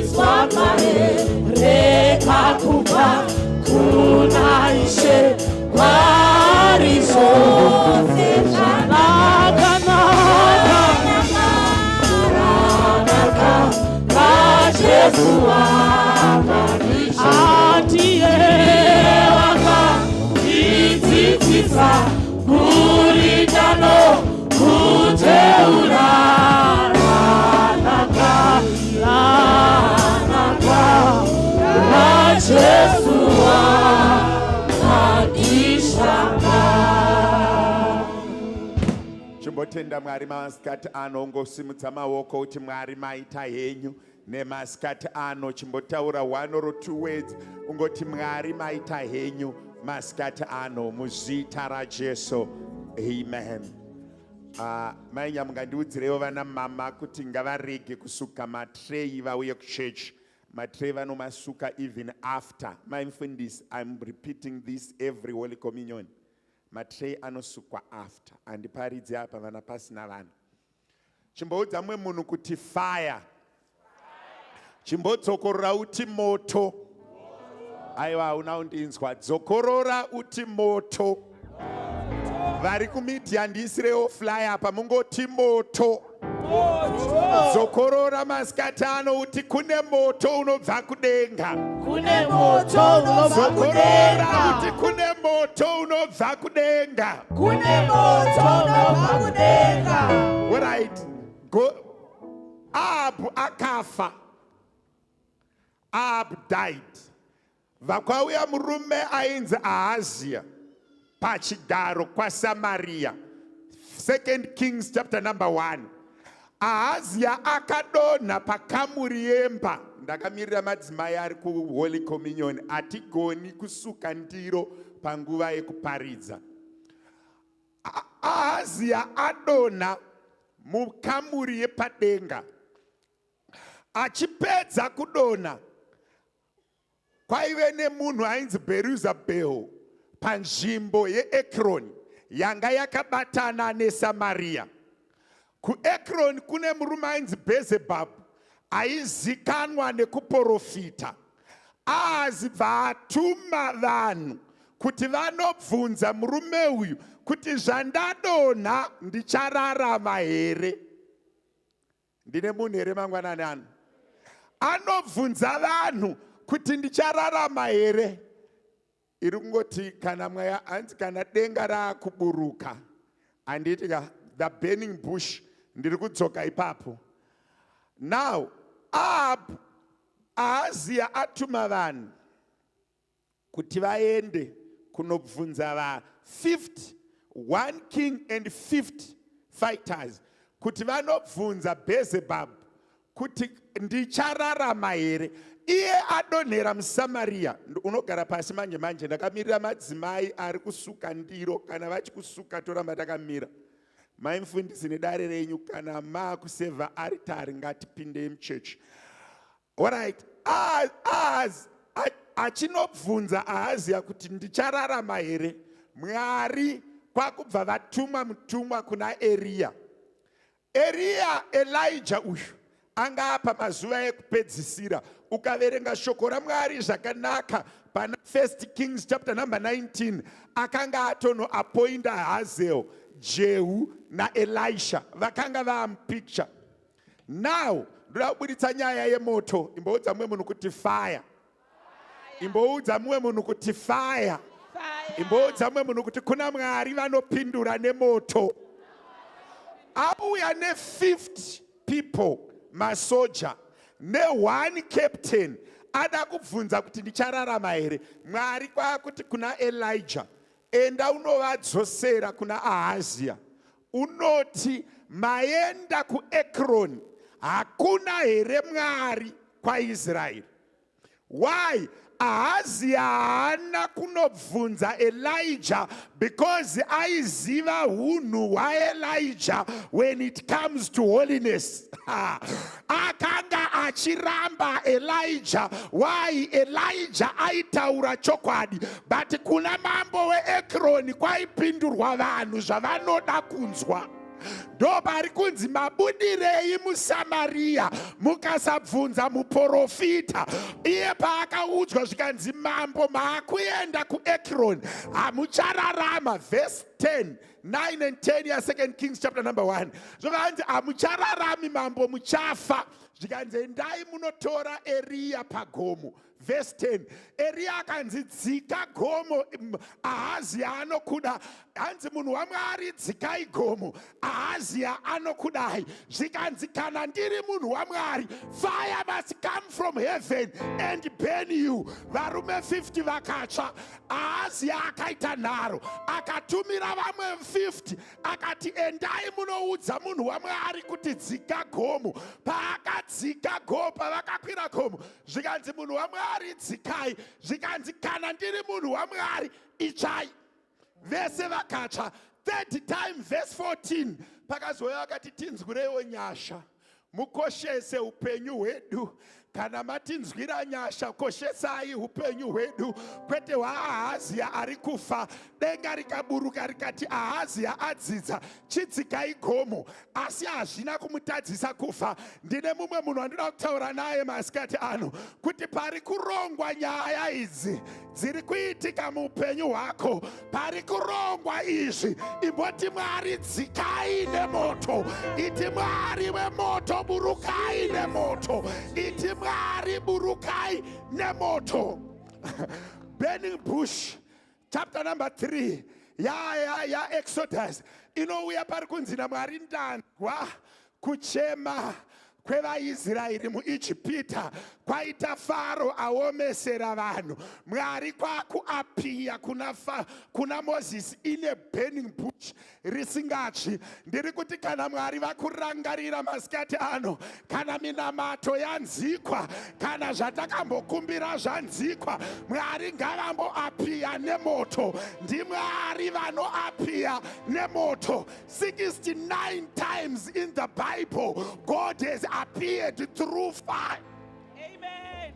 Amen. It is recorded 69 times God has appeared on faith through fire. Udza mumwe munhu kuti pane nyaya dzaakuda moto, pane zviri kumboda moto zvagarisa kwemazuva. Unogona kugara pasi kana tsoka dzako kuremera, but mangwanani ano ndine munhu wada kutaura naye. Unonzwa pana Exodus chapter number 3 verse 2, panobva panzi akaapia in the burning bush. Why? Pane vaIsraeri vanga vatambudzwa. Mwari kwakuapia neti burning bush. Ukaiverenga zvakanaka, zvinonzi Ezekiel pa chapter number 1 yaEzekiel verse 27 inobuda pachena zvichinzi, akaona Mwari vakagara pachiedza pakazara moto. Tina Mwari vane simba. Ukaiverenga zvakanaka woenda nayo pana Exodus chapter number 19 verse 18, Exodus chapter number 24 verse 17 inobva yatsanangura ichiti pagomo reMount Sinai paakambosangana naMoses vabuda zvakare muIjipita, Mwari vakauya in flames of fire. Kana Mwari vane zvavakuda kuita vanoburuka mumoto. Bhaibheri robva ranyora zvakanaka pana Acts chapter number 2 verse ya 3 zvikanzi vari padei reCondacost, Jesu aenda, Peter nehama dzake vasina simba, he descended like flames of fire. The moment he descended, Peter, John and James became unstoppable. Pakangoburuka moto vakatanga kutadza kuvabata. Havaziva here varume ava vasina kudzidza, aiwa ndiwo vakapfekwa nemoto. Pakaburuka moto vakududzira voti kuchirema simuka ufambe. Wai? Vakapfekwa nemoto. Mwari ngaambokupfeka nemoto timbofambira nyaya dzacho. Moto ngauburuke timbofambira nyaya dzacho. Denga garimboburuka timbofambira nyaya dzacho. Inoverenga Isaiah chapter number 6 verse 5, 6 and 7. Zvinonzi Isaiah akatarisa pachigaro akaona Mwari vakatenderedzwa nemaserafimu. Pamaserafimu ipapo dzichiimba hosana hosana dzakatenderedza chigaro. Isaiah kwakunzi enda unoprofita. Akati ndingaprofita sei? Ndiri murume asina kukwana. Denga rikatumidzira a charcoal of fire to purify his mouth and touch his lips. Achibva ipapo he became unstoppable. Isaiah akadongorera chigarozo akaona moto uchitenderedza maserafimu achiti hosana hosana. Akati I'm not going to preach, zvikanzi nditumirei moto. Unoziva kuti even denga charakanakira rogona kupinda mumoto wapfuswa nevanhu. Denga charakanakira rinogona kutopinda mumoto wapfutswa nevanhu. endai munoverenga Daniel chapter number 3 verse 25. Vakada kupisa vanhu nemoto, vakakanganwa kuti iye Mwari wacho moto. Vasati vapfutsa moto, pane moto uri original. Vasati vaironga, pane ari original. Vachipedza kubatidza moto, vachiti vakomana vache, mukomana wechifo ndiye moto. Vaapinda pamoto vevanhu, moto vevanhu ukapera simba, kukasara moto chaiwo. Vachiti tinomupisa, denga rikati regai tiburukire ipapo. Bhaibheri rinoti pavakadzika havana kuona saizi yemoto, vakati pakati pavo pane anenge mwanakomana, but imi hamuna kupfutsa mwanakomana, mapfutsa moto. Tarisai moto wenyu, hauchaoneka, kwakuoneka moto uri nani.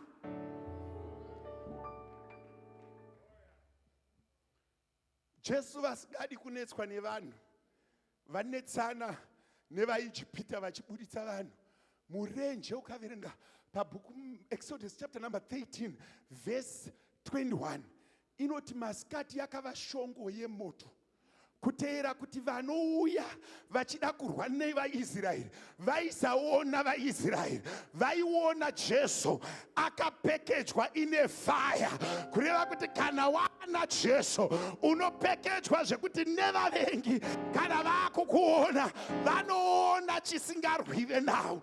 Ndosaka vaIsraeri vasina kurwa hondo murenje. Why? Vakanzi paradzai, paive nemoto waifamba nawo. I want this fire. I want this fire. I want this fire. I want this fire. Unoti kana even vanhu vakapfutsa vavo so ivo unongoyova kuti pfasha. Uri kundinzwa zvakanaka? Elijah anotoonererwa achiziva kuti Mwari wake moto.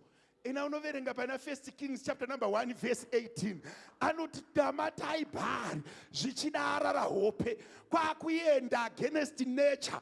Akati ngatiise bhuru apa, kana taisa bhuru ngatidire mvura, tiise chinhu chinodzima moto. Mwari chaiye ngaapindure nemoto. Chimodza umwe munhu uti I need fire. I need this grace of fire.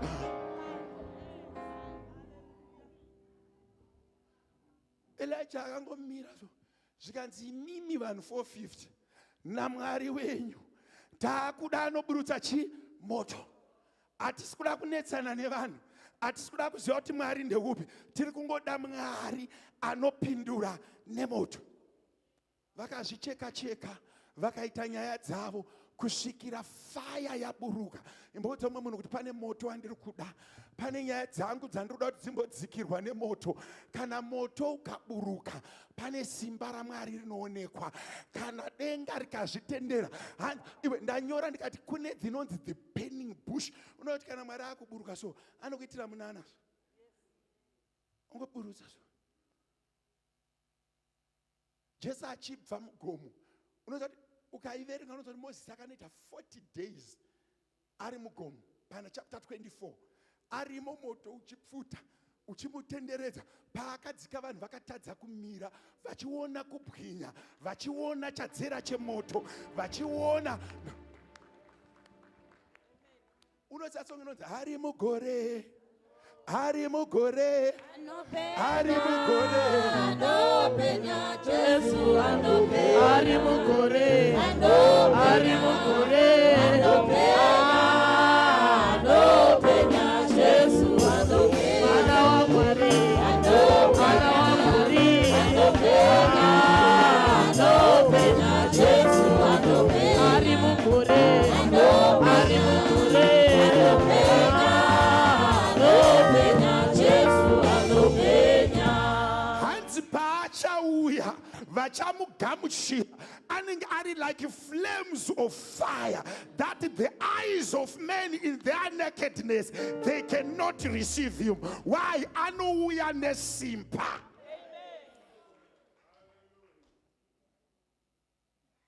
Unoziva kuti muri mupostori une rimwe simba riri pamusoro pako. Unoziva kuti uri mupostori une rimwe simba riri mumba mako. ukaona zvausiri kunzwa zvisi kunzwisisika mumba, wotarisa kumadziro kuti I call fire from heaven. Ndosaka kana tichidzika vatimoti tinoti nezita raJesu fire, tobva tadzokora toti tokupisa nezita raJesu. He's like consuming fire. He determines the pace. Kuti mweya mutsvene akapfeka munhu akaita sagokosha akati vanokusiyai mese kumhanya. Enonobvunza chezambira chakabata murume ainzi Elijah. Anoti kuna Ahabu, tungamira nengoro yako. Kana vatungamira nengoro, iwewe kana vatungamira nengoro, ini ndichateera ndakapfekwa nemoto wesimba rekudenga. Mvura yakamuwana pagedhi. Why? Akapfekwa nesimba. Tinonamata Mwari anopfeka vanhu. Tinonamata Mwari anosimudza vanhu.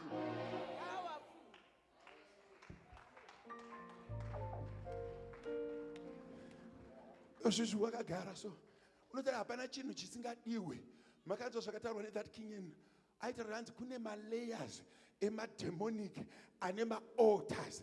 Hanzi anoti kana akauya vari kuita madrug lords kwaari kurarama uko. Hanzi mapurisa akauya madrug lords ari kuchinja kuita madhongi vachipedhera madrugs.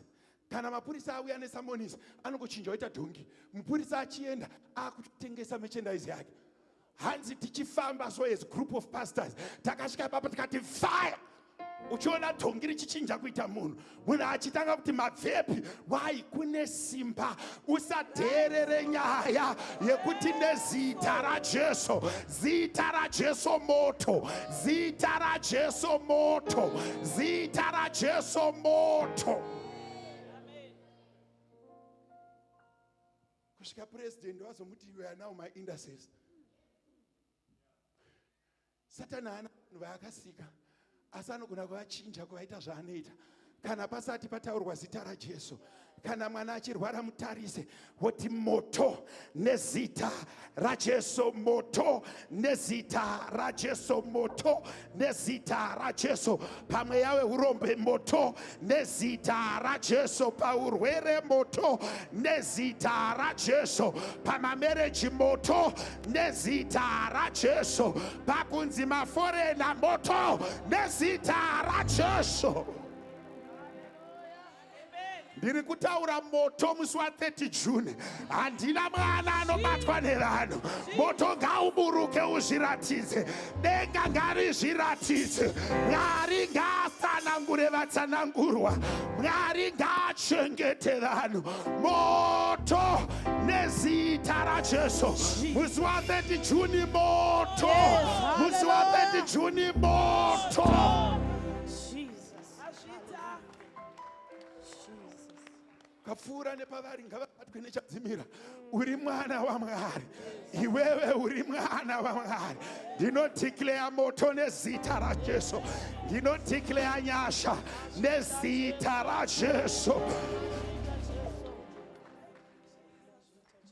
Unoziva kuti vanhu vari kutya kungodeclare kuti nezita raJesu. Vanhu vari kungotya kuti nezita raJesu. Vanhu vari kungoti kuti nezita raJesu. Vanhu vari kungoti kuti ndinokupisa nezita raJesu. God has a habit of descending in flames. Unoziva kuti vanhu vanogona kukuprofita so kuti mazuva ano muri kurarama makatenderedzwa nemoto. Woti aiwa ndakarara zvakanaka. Woti takakuonai muchibvira. Hapa unoziva kuti ukangozadzwa nemweya varoyi vanoona moto. Ukazadzwa nemweya varoyi vanoona moto. Ukazadzwa nemweya zvidhodha mudhara zvinoona moto. Ndosaka uchizonzwa vanotaura colloquial language wakati waona moto. Amusati mambozvazvinzi ari kuona moto. That's colloquial language. Vakaitora kuspiritual realm. Kuti kana paita moto, paita another level yekuitika kwezvinhu that cannot be comprehended. Kana paita moto. And haubudi mumoto vanhu vakaramba vachikudherera. Vakamisa moto vakamuti makorokoto Daniel. Why? Mumoto imomomo. Vaisakorokotedza moto wavo. Waikorokotedza umwe moto uyu wakazoenda kechipiri, uyo mumwe moto uyu wakazoenda kechipiri.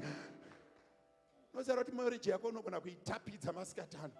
mereji yako unogona kutora machisi yamweya so ukaiti pfa ikataka kupfuta, varume vaidya mari vanouya nayo, ndati moto. Iwo chiti ndiri kureva burning bush rakatsvakare. Toda kutobatidza moto, toda kutobatidza moto. Tine dzatinoda kutobatidzira moto, pane dzatinofanira kutotaurira moto. Mozisi haanetsani nevanhu, anoti regai nimbokwira mugomo muone Mwari achadzika imomo. Hanzi ukaiverenga kuchapter 24 inoti the mountain was demarcated kuti vanhu vasadarike. Why? Gomo rese reMount Sinai. Mount Sinai ndo Mount Horeb, igomo 1. Ipapo ndo pari kunzi pakazara moto zvekuti vanhu vakatadza kupinda mugomo. Why? Pakanga pasvika presence yaMwari. Ndoda kungoti Mwari atibatsire June July unoyu pari kutonhora kudai, ngakurege kuita muroyi anosvika pamba pako. Chimbobatidza yadhi yako nemoto, chimbobatidza yadhi nemoto, chimbobatidza.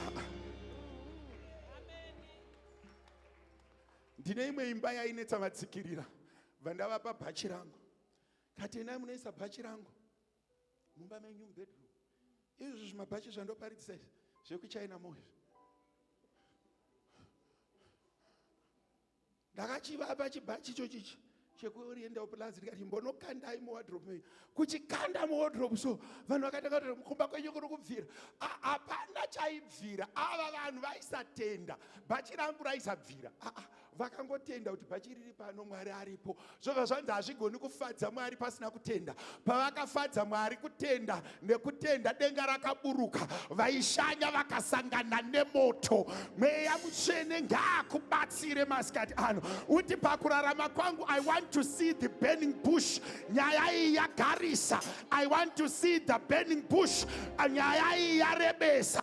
I want to see the burning bush. In that burning bush we have a discussion, and in that discussion Pharaoh will be discussed. What I understand that in the burning bush Pharaoh was discussed. In the burning bush a rod was turned into a snake. In the burning bush a hand was taken leprous and off leprous. In the burning bush, when I see the burning bush, my troubles will be discussed. When I see the burning bush, something will be said. The burning bush makapiwa Moses. Zvikanzi kana wasvika chirega unoti unonzi Moses mwana wemunhu. And I know who I am. He sent me. Ndichava wandichawa panguva yandinodiwa. Zvakatangira papi? Burning bush. Vana Peter vakamutsa vanhu nemahandkerchief. Zvakatangira papi? Flames of fire. Kana mweya akaburuka pane chaakutanga, haaburuki oenda, anotanga nhoroondo. Kana mweya waburuka unotanga nhoroondo. Kana mweya waburuka unotanga kuripeya. Kana mweya waburuka unotanga kuronga. Kana mweya waburuka unotanga kugadzirisa. Akaburuka zvinoita.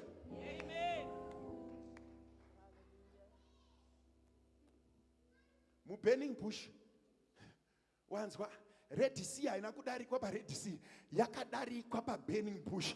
Kana Mweya Mutsvene akaburuka akataura newe masikati ano, pane dzaakugadziriswa dzekuroorwa kwevana dziri 10 years ago to go, pane dziri kugadziriswa dzeutano 50 years to go, pane dzinogadziriswa dzekurarama 7. Give me an amen. Uti kana ndasangana nesimba, it doesn't end where it begins. It begins where it begins, and it doesn't have an end. Burning bush. Rakaita kuti kumwiwa mvura ine matacha, mvura iite ropa. Mwari mbondiratidza burning bush. Masikati ano Mwari ngapabude burning bush.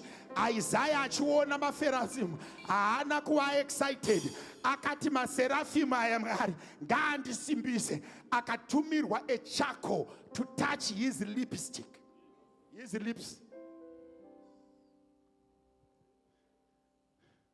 Elijah aita akati fambe achinzidzika mugomo naMwari anoti iwe watumwa nevanhu vako 50 ichai odzokororazve futi ichai. Varume tikuda nyasha dzekumbogocha zvidhoma. Varume toda nyasha dzekumbogocha zvidhoma. Varume toda nyasha dzekumbogocha ngozi. Varume toda nyasha dzekumbogocha ngozi. Tireke kugumira pakugocha nyama. Ngatimbogochai urombo. Weduwe ngatimbogochai urombo. Ngatimbogochai weduwe. Titi nezita raJesu moto ngauburuke. Nezita raJesu ngazvichi. Elijah anongoti kana ndiri munhu waMwari ichai. Kouyazve kana ndiri munhu waMwari ichai.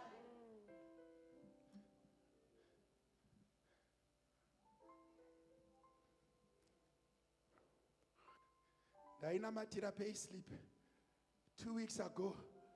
Pane vamwe baba vakazvideredza vakaunza payslip yavo kufake WhatsApp kwangu. Vakati mufundisi payslip yangu. Ndikati ndaiona. Zvikanzi aiwa handina kuti muione. Ndiri kuti taurai izwi papepa iyo. Tarisa payslip so. Toyabvisi chegumi. But payslip ndaidi ndaiona. Vandarara. Ndakarara. Ndichinamatira president kuti vauye. Ndichivanyengeterera kuti vasvike zvakanaka. Ndikanzwa mumweya wangu uchiti iprint. Vandaiprinda ndichipedza kuiprinda vandaibatidza mufireplace. Ndikati this nonsense must burn. Ewe uri kufamba ndaipisa pepa. No, ndaipisa mamhepo anotambirisa varume vakuru change. Ndaipisa mamhepo anotendera murume mukuru kutambira change. Ndakazonzwa testimony yauya. Zvikanzi baba vati times 3. Ndikati ndakati times 10. What is a parable? A parable is it's a heavenly story with an earthly story with a heavenly meaning. Kana uri kundinzwa tora chimutisho. Payslip yako kana isikashandi ndakupa nyasha idzodzo. Uchisvika kumba ipise uti munhu waMwari ati ndiise moto apa. Uri kupisa pepa but kune mamhepo anotsva, kune mweya inotsva, kune vanhu vanokwata. Ndosaka Isaiah akaisirwa moto pamuromo. Paanga kutaura izwi rake rakava nesimba. Why? Pakaiswa chivhingwe pamoyo. Taipisa vanhu vanoagiwa, vanhu vane maarguments, vanhu vane nharo, vanhu vakasindimara moyo, vakapiswa nemoto.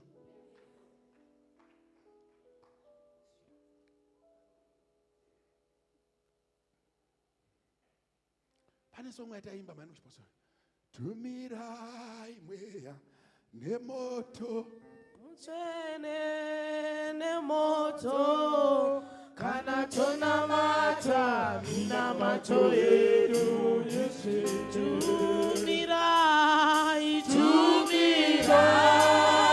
mweya muchene nemoto kana tonamata minamato yedu Yesu.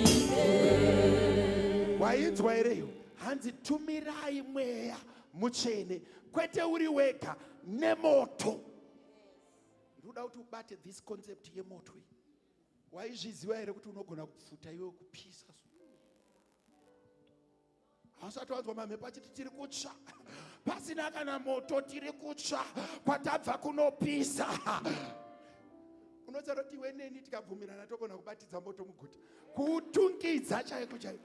Vanhu vanogona kurasika kuzvambaradzwa nemaropafadzo. Tangobvumirana kuti muguta ngamuite moto. Muguta ngamubate moto. Iwe inyaya yemoto iyi haina kutanga pauri. Mwari vakambotuma Samson kubata makava kwakuabatidza muswe. Iwe asingachi. Mwari vanotuma moto maniwe. Hapana panonzi gava iroro rakatsva. Akangotumwa kunodistribhuta moto. Gava rimwe nerimwe richinopisa minda yavanhu nemoto raingosvika robatidza, ronobatidzazve, richinobatidzazve. Gava iro rakatakura moto. Iye moto iyi revelation yakakura iyi yausingafaniri kukanganwa mupureya. Yakaparadza vaFiristia iyi. iwe ena unoverenga bhaibheri zvakanaka, hapana gava rakatsva. Aingobatanidzwa 2 obatidzwa moto irienda ukuroenda kuti asaende one direction, aibatanidzwa musi obatidzwa. Akaramba asingati hapana moto waipisa makava. Mweya mutsvene vaibatidza minda yevaFiristia. Mweya mutsvene vakapisa moyo minda yevaFiristia nemakava. Saka nyaya yemoto iri very prophetic, yakatokunda hondo. VaFiristia vakaona mondo minda ichitsva pasina aripo, makava achipisa minda. Waizviziva here kuti mweya mutsvene anoshandisa moto? Ndati the Bible mention God appearing in fire or using fire 69 times. Mwe muna umbovitaura kuti kumba kwangu moto. Umbotaura kuti moto. Umbotaura kuti kumba kwangu ndoda moto. Pandiri ndoda moto. Inini ndoda moto. Inini ndoda chi moto. Moto weMwari ngauzadze. Tumirai mweya mutsvene, kwete mweya mutsvene chete, but mweya mutsvene nemoto. Gogo zvakati ndimunorara pano every Friday, ndoda kutuma munhu waMwari. Pese pauchatanga kupinda padoor apo, your first statement, it's fire. Every Friday uchipinda padoor apo, fire. Even wakaneta ingoti fire wodzokera. Kutera kuti Sunday patinopinda apo, vanhu ngavanzwe moto, mamhepo ngaanzwe moto, mweya yetsvina ngainzwe moto, urombo ngaunzwe moto, zvirwere ngazvinzwe moto. Chitaura kudai kuno munhu kuti haasi kusenza kuti pane zvoda kutoitika. Hausi kusenza kuti kune mhepo yekudenga iri kuda kuita something. We need to see fire. We need to experience fire. We need uchidzokera kumba nhasi, vanhu vese vaikuona, ndoda kuti udzokera uchipenya wakazara nemoto. With the burning bush.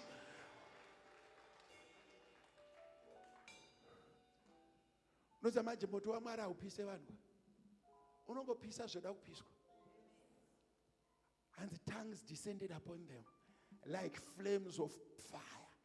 Immediately after speaking in tongues, their bodies were super bodies.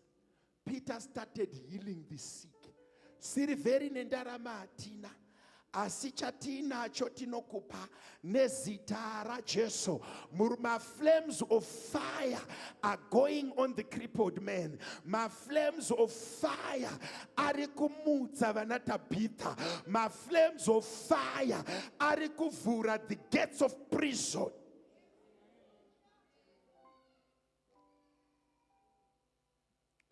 Ndoda kuprofita. Kumba kwenyu kune zvakufanira kutanga kuitika.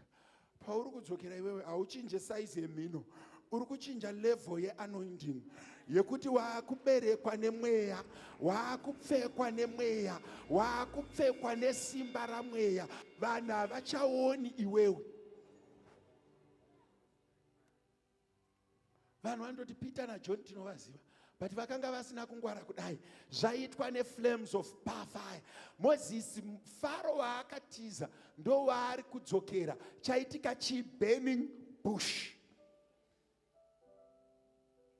Pane kamwe kastatement kandaifarira so yokunzi mama, ndanzwa muchiti you know someone important. Are we rich? Zvikanzi yes. And who do you know? Zvikanzi I know God. So I am rich. Do you know someone important? Yes. Who is it? Jesus.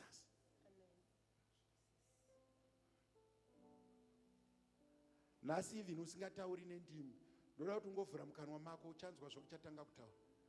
Even utauri nendimi, unoda kuti ungovhura muromo wako. Kune vanhu vachataura nendimi, kwete nekuti pana akuparidzira kuti zvinorevei. Ndiri kutenda kuti mweya mutsvene anofanira kuburuka pakati pedu. He comes like flames of fire. When he appears, unoziva pane inonzi hoop hopping, unotanga ngodaisa renaramaka, mweya mutsvene akakupfeka so unoita chidhakwa chemweya. Ndosaka zvakanzi varume ava vakadhakwa, zvikanzi hatina kudhakwa. Bhaibheri rinobva rati kuna murume mukadzi anonzi Hana, zvikanzi Hana wakadhakwa, zvikanzi handina kudhakwa, ndiri mukadzi akazara neshungu. Airatidzika semunhu akadhakwa so asingatauri. Bhaibheri raita isabuditsa mazwi.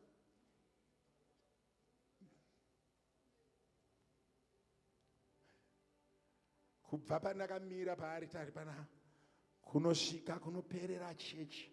Mweya Mutsvene ngaapfeke nzvimbo ino nepresence yake. Do not hold up what he wants to do this afternoon. Do not withhold his presence. Ndoda kuti utange kuti Mweya Mutsvene ndipfekei.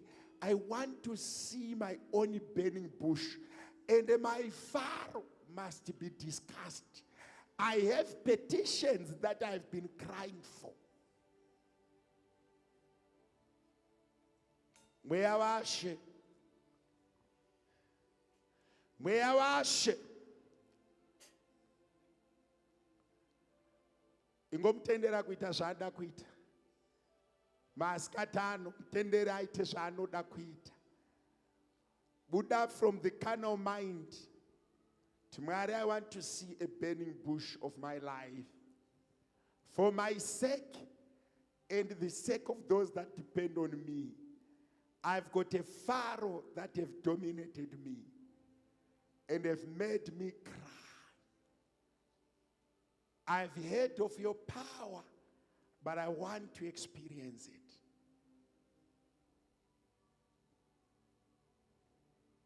Don't withhold.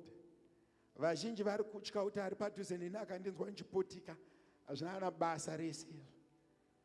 I can sense the presence of the Holy Spirit right here from the pulpit. In the benches, I can sense. Haagoni kutaurwa nezvake akasaburuka. Release, allow the Holy Spirit to be who he is on you. When Moses saw a burning bush, he turned his attention. Don't withhold anything. I know he's here. I can decree, let him take over. Pauri kutaura nendimi, pauri kunzwa that. He is ministering to that. Mweya washe, mweya washe, mweya washe, mweya washe.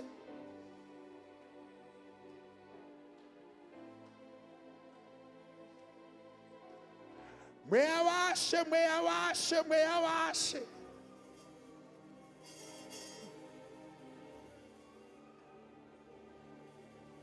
Tendera taure kushandisa rurimi rwako. Mweya washe, mweya washe, mweya washe.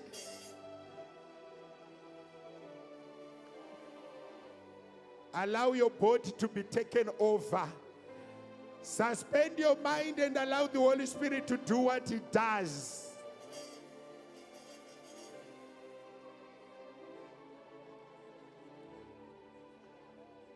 Mweya Mutsvene nezita raJesu. Torai nzvimbo yenyu masikati ano.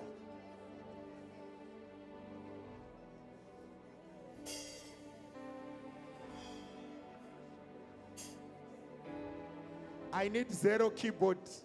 Mweya Mutsvene nezita raJesu. Tanga kunamata nendimi, tendera Mweya Mutsvene ave Mwari kwauri. Don't be scared to say what you need to say. Just say it. Kune vanhu vakawanda vari kurambidza rurimi rwavo kutaura. Izvozvo zvauri kunzwa taura. Tanga kutaura. Kune vanhu vari kuona ma-visions. Allow that vision. Speak.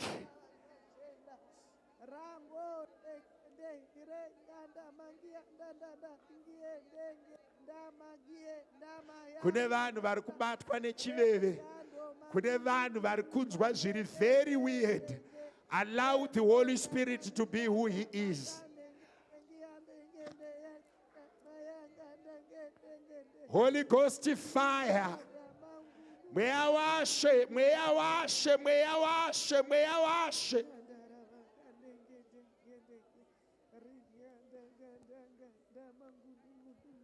Simudza izwi rako panashe. Simudza izwi rako again kunashe.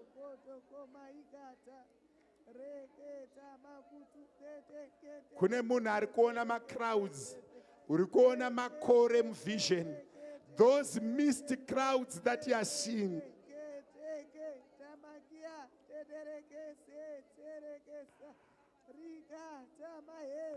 Ramba uchinamata. Even usingataure nendimi, chingonamata uchiti fire. Chingodzokorera uti fire. Ramba uchiti moto wa Mwari.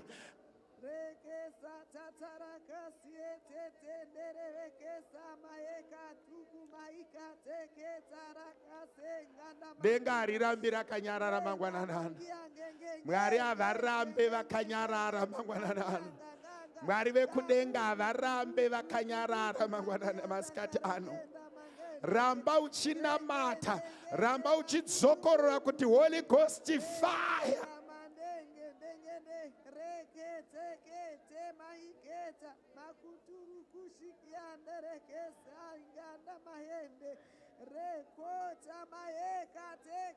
Ramba uchinamata, ramba uchiti Holy Ghost fire. Kana usikutaura nendimi iti Holy Ghost fire. Kana usiri kutaura nendimi iti Holy Ghost fire. Mwari ndinotaura moto nezita raJesu moto.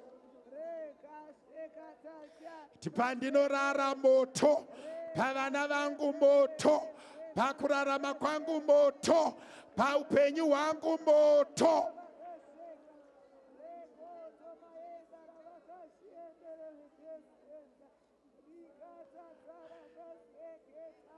Ramba uchitaura moto, zokorora moto.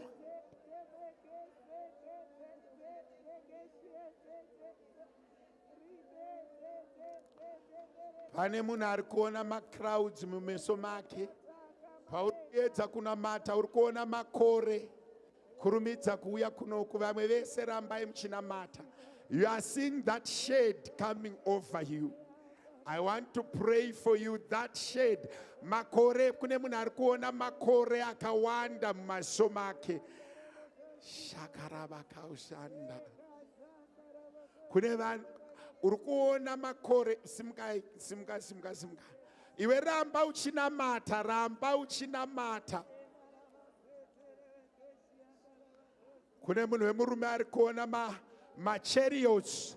There's a man visualizing chariots. Uri kuona ma-chariots ane mabhiza. I want to pray for you.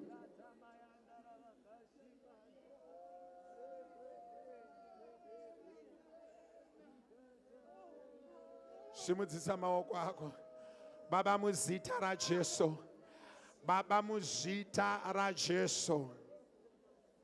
Pane simba rakutokupfeka izvezvi. I ask madimoni. 1, 2, 3. Holy Spirit, take over. Zadzwa nemweya. Tanga kutaura nendimi uri papo. Nezita raJesu. Baba muzita raJesu. Baba muzita raJesu. I decree power. Muzita raJesu. Mweya mswene muzita raJesu. Ndokutenda kuti murima. Nezita raJesu. Tamba ramba uchinamata. Parikoparetwa vamwe ramba uchiti moto. Taura moto pavana vako. Taura moto kumwiri yako. Taura moto pabasa rako. Nezita raJesu. Fire of the Holy Ghost. Baba ndo declare moto wa mweya mswene. Nezita raJesu. Fire of the Holy Ghost. Muzita raJesu. Muzita Holy Ghost fire. Muzita raJesu. Baba muzita nemuropa raJesu. Moto. Baba vision ngaiskwatuke izadziswe. Nezita raJesu.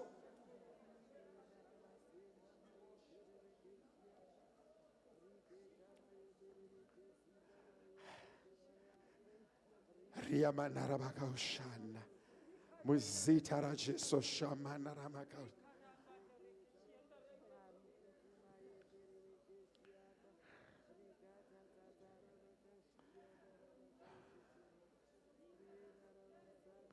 Ramba uchinamata. Tisati taenda kumba. ndoda kutsvaga munhu anzwa pana ndichitaura nyaya yemoto ari kuti I need a miracle in my life. Hamuna kumbowanda ingouya tiende kumba.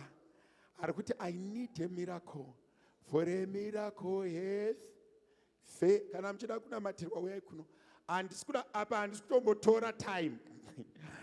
Baba munosindinzwa semuranda wenyu. Baba munosindinzwa semuranda wenyu. Kuti zvizikanwe kuti nhasi muri pakati pedu. I decree miracles.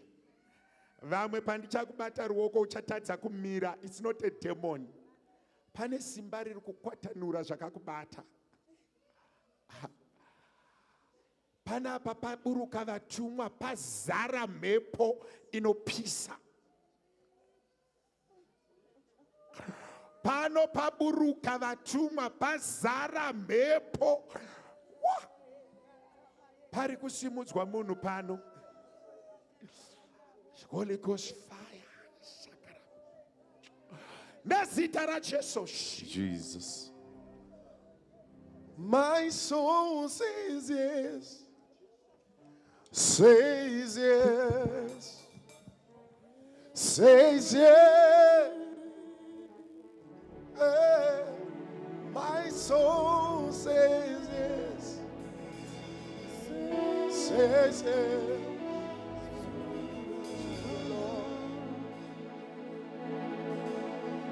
Meia wangu vuma, vuma, vuma. Meia wangu vuma, vuma. My soul, my soul, says yes, says yes. My soul says yes. My soul, my soul says yes, says yes.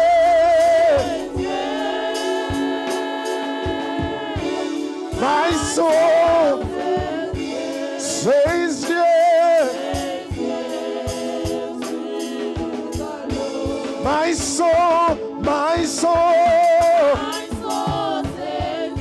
says yes, says yes.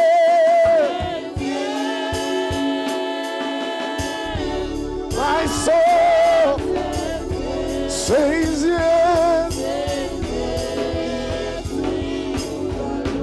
Way wangu vuma, vuma, vuma.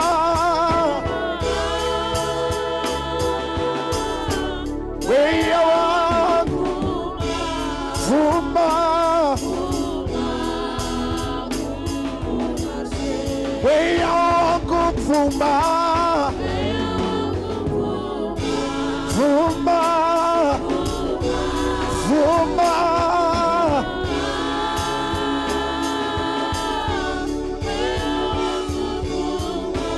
vuma,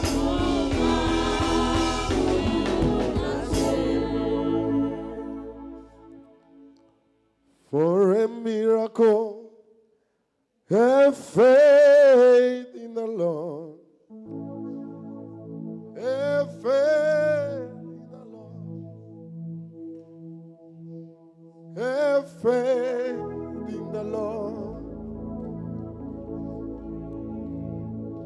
For a miracle, have faith in God. For a miracle, have faith in God. For a miracle, have faith in God. For a miracle, have faith in God. Oh, for a miracle.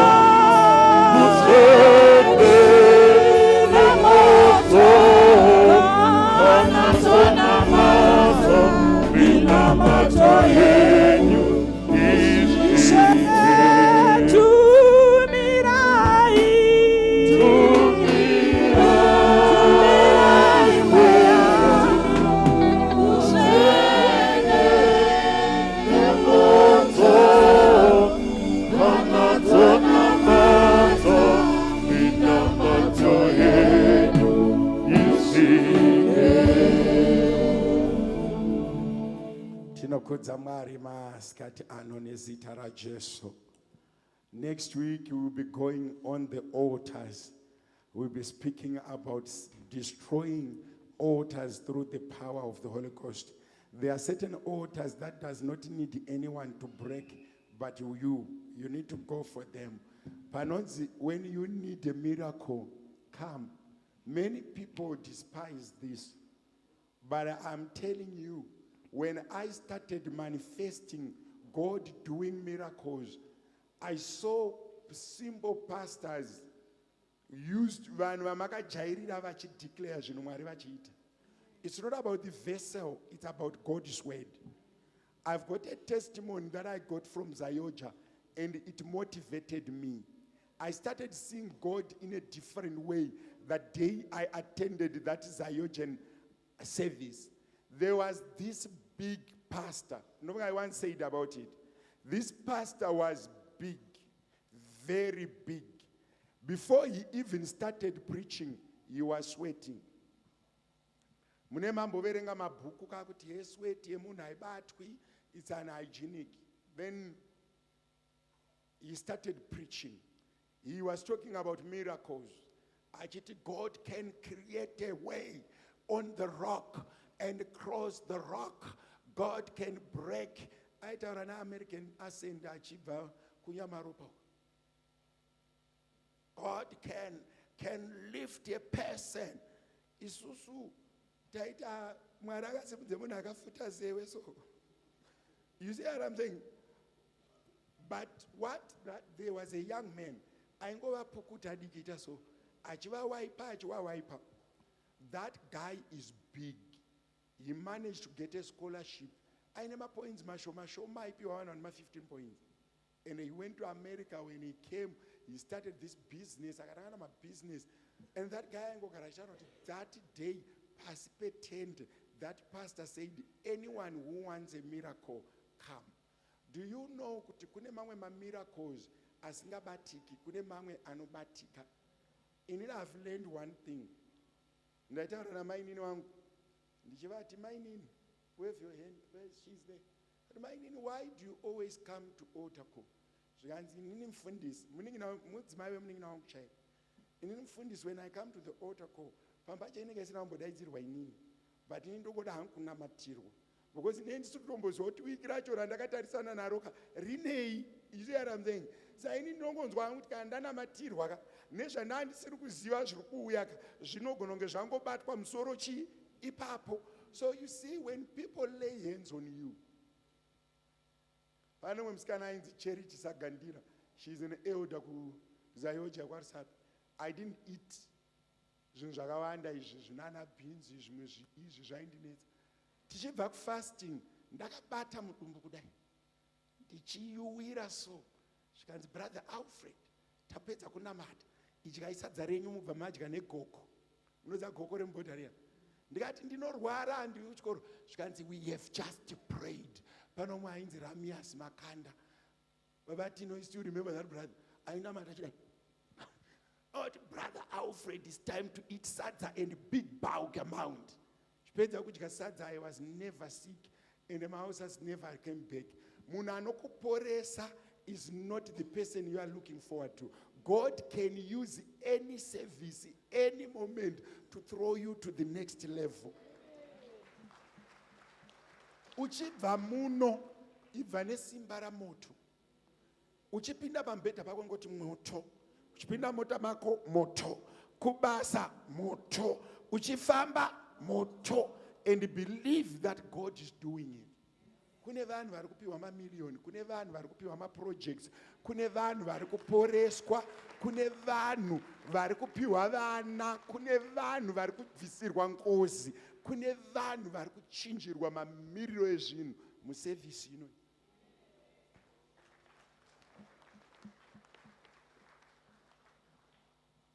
Andisati ndapedza kutsvaga nyasha. Sunday inouya come. You see what God can do.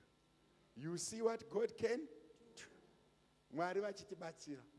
Usambodherere Mwari. Pane munana unotoitika chete. Pane miracle inotoitika chete. Pane zvinototsva chete.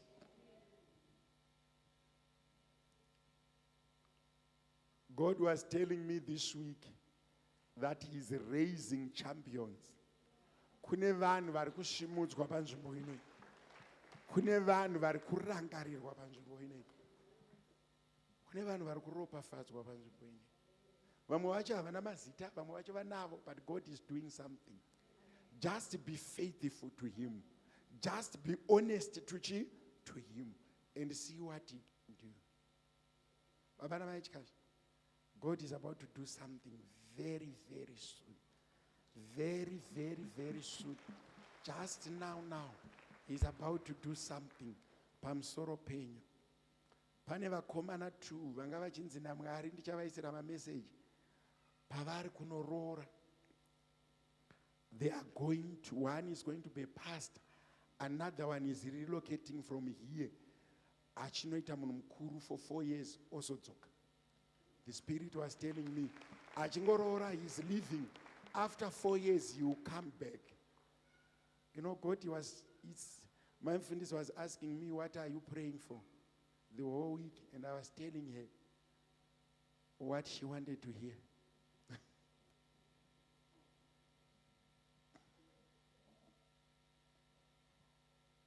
Kune vanhu vari kusimudzwa naMwari panapa. Pane zviri kuitika. Pane dzimwe nyasha dziri panzvimbo. Simudza ruoko rwako.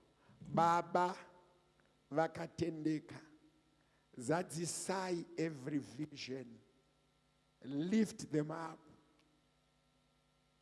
I pray, I decree fire on every sickness, every spirit of delay, every confusion, every oracle written, spoken, or planned against them, let it be burned by the Holy Ghost fire. Sekutsva kwakaita boka re50 raAsia, zvakarongwa nevanhu ngazvitsve nezita raJesu.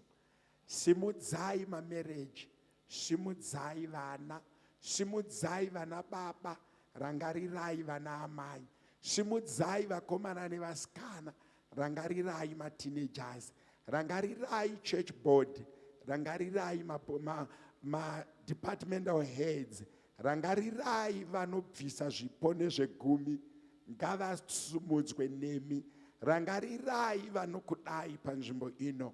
Masikati ano Mwari, piwai mbiri yose, pataakuunza zvipo zvedu nezvegumi zvedu, ngachive chibayiro chekutenda kwamuri nekuda kwekuti muri Mwari.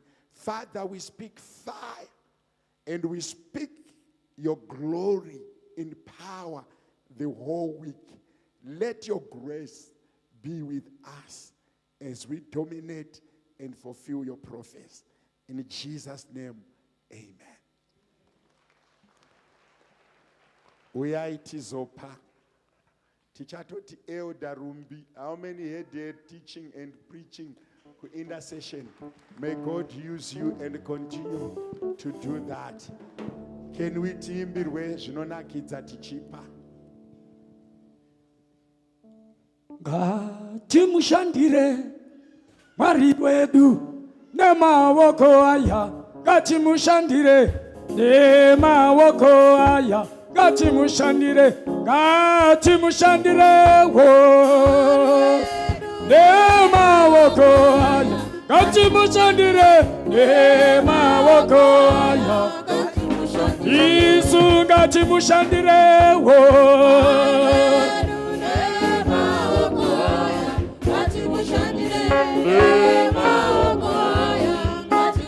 Yesu ngatimushandire wo maoko aya, ngatimushandire maoko aya, Yesu ngatimushandire wo maoko aya, ngatimushandire maoko aya, iro vangeri ngariende, vangeri ngariende, kunyika dzose, vangeri ngariende, iro vangeri ngariende, vangeri ngariende, kunyika dzose, vangeri ngariende, iro vangeri ngariende, vangeri ngariende. ngariyenje kunyika dzose ngariyenje Yesu ngatimushandirewo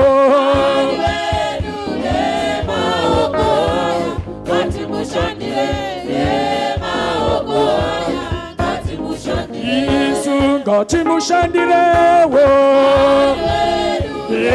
maoko maoko ngatimushandire. Ndikumbire mama vataure nyasha pamwe chete nekuropafadza zvipo nezvegumi.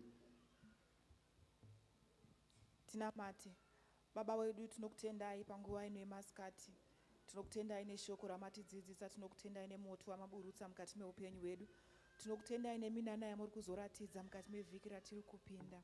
Baba, chitirangarirai mutiitiro zvakanaka pamusoro pezvipo nezvegumi zvataunza kuimba yenyu. Tiropafadzwe Ishe wangu makatendeka, tiregedze kushayiwa. Baba vangu, muve nesu nevana pavanoenda kuzvikoro nekumabasa, tinonamatira kuchengetedzwa. Baba vangu, chitiperekedzai pataakuenda kudzimba, kuwadzana kwaMweya Mutsvene kuende nesu muzita raJesu. Amen. Hallelujah. Titende mama. Mwedzi wedu wakunopera. Let us be faithful, a faithful steward. Ngoti Mwari, I love you. I'll be honest with my body. I'll be honest with my finances. May God bless you and continue to do so. By the way, support me. Join in just 15 minutes every day, Monday to Friday, just 15 minutes. May God be with you and continue to do so. Mwari vachitiitira zvakanaka. Ma intercessors Friday tese tinosangana papi? How many are intercessors? Intercessors umwe anochinja ka this week or join futi next week. Kuri kutonhora uyai tizonamata naye. Kuri kutonhora but uyai tizodi. God bless you and continue to do so. Thank you.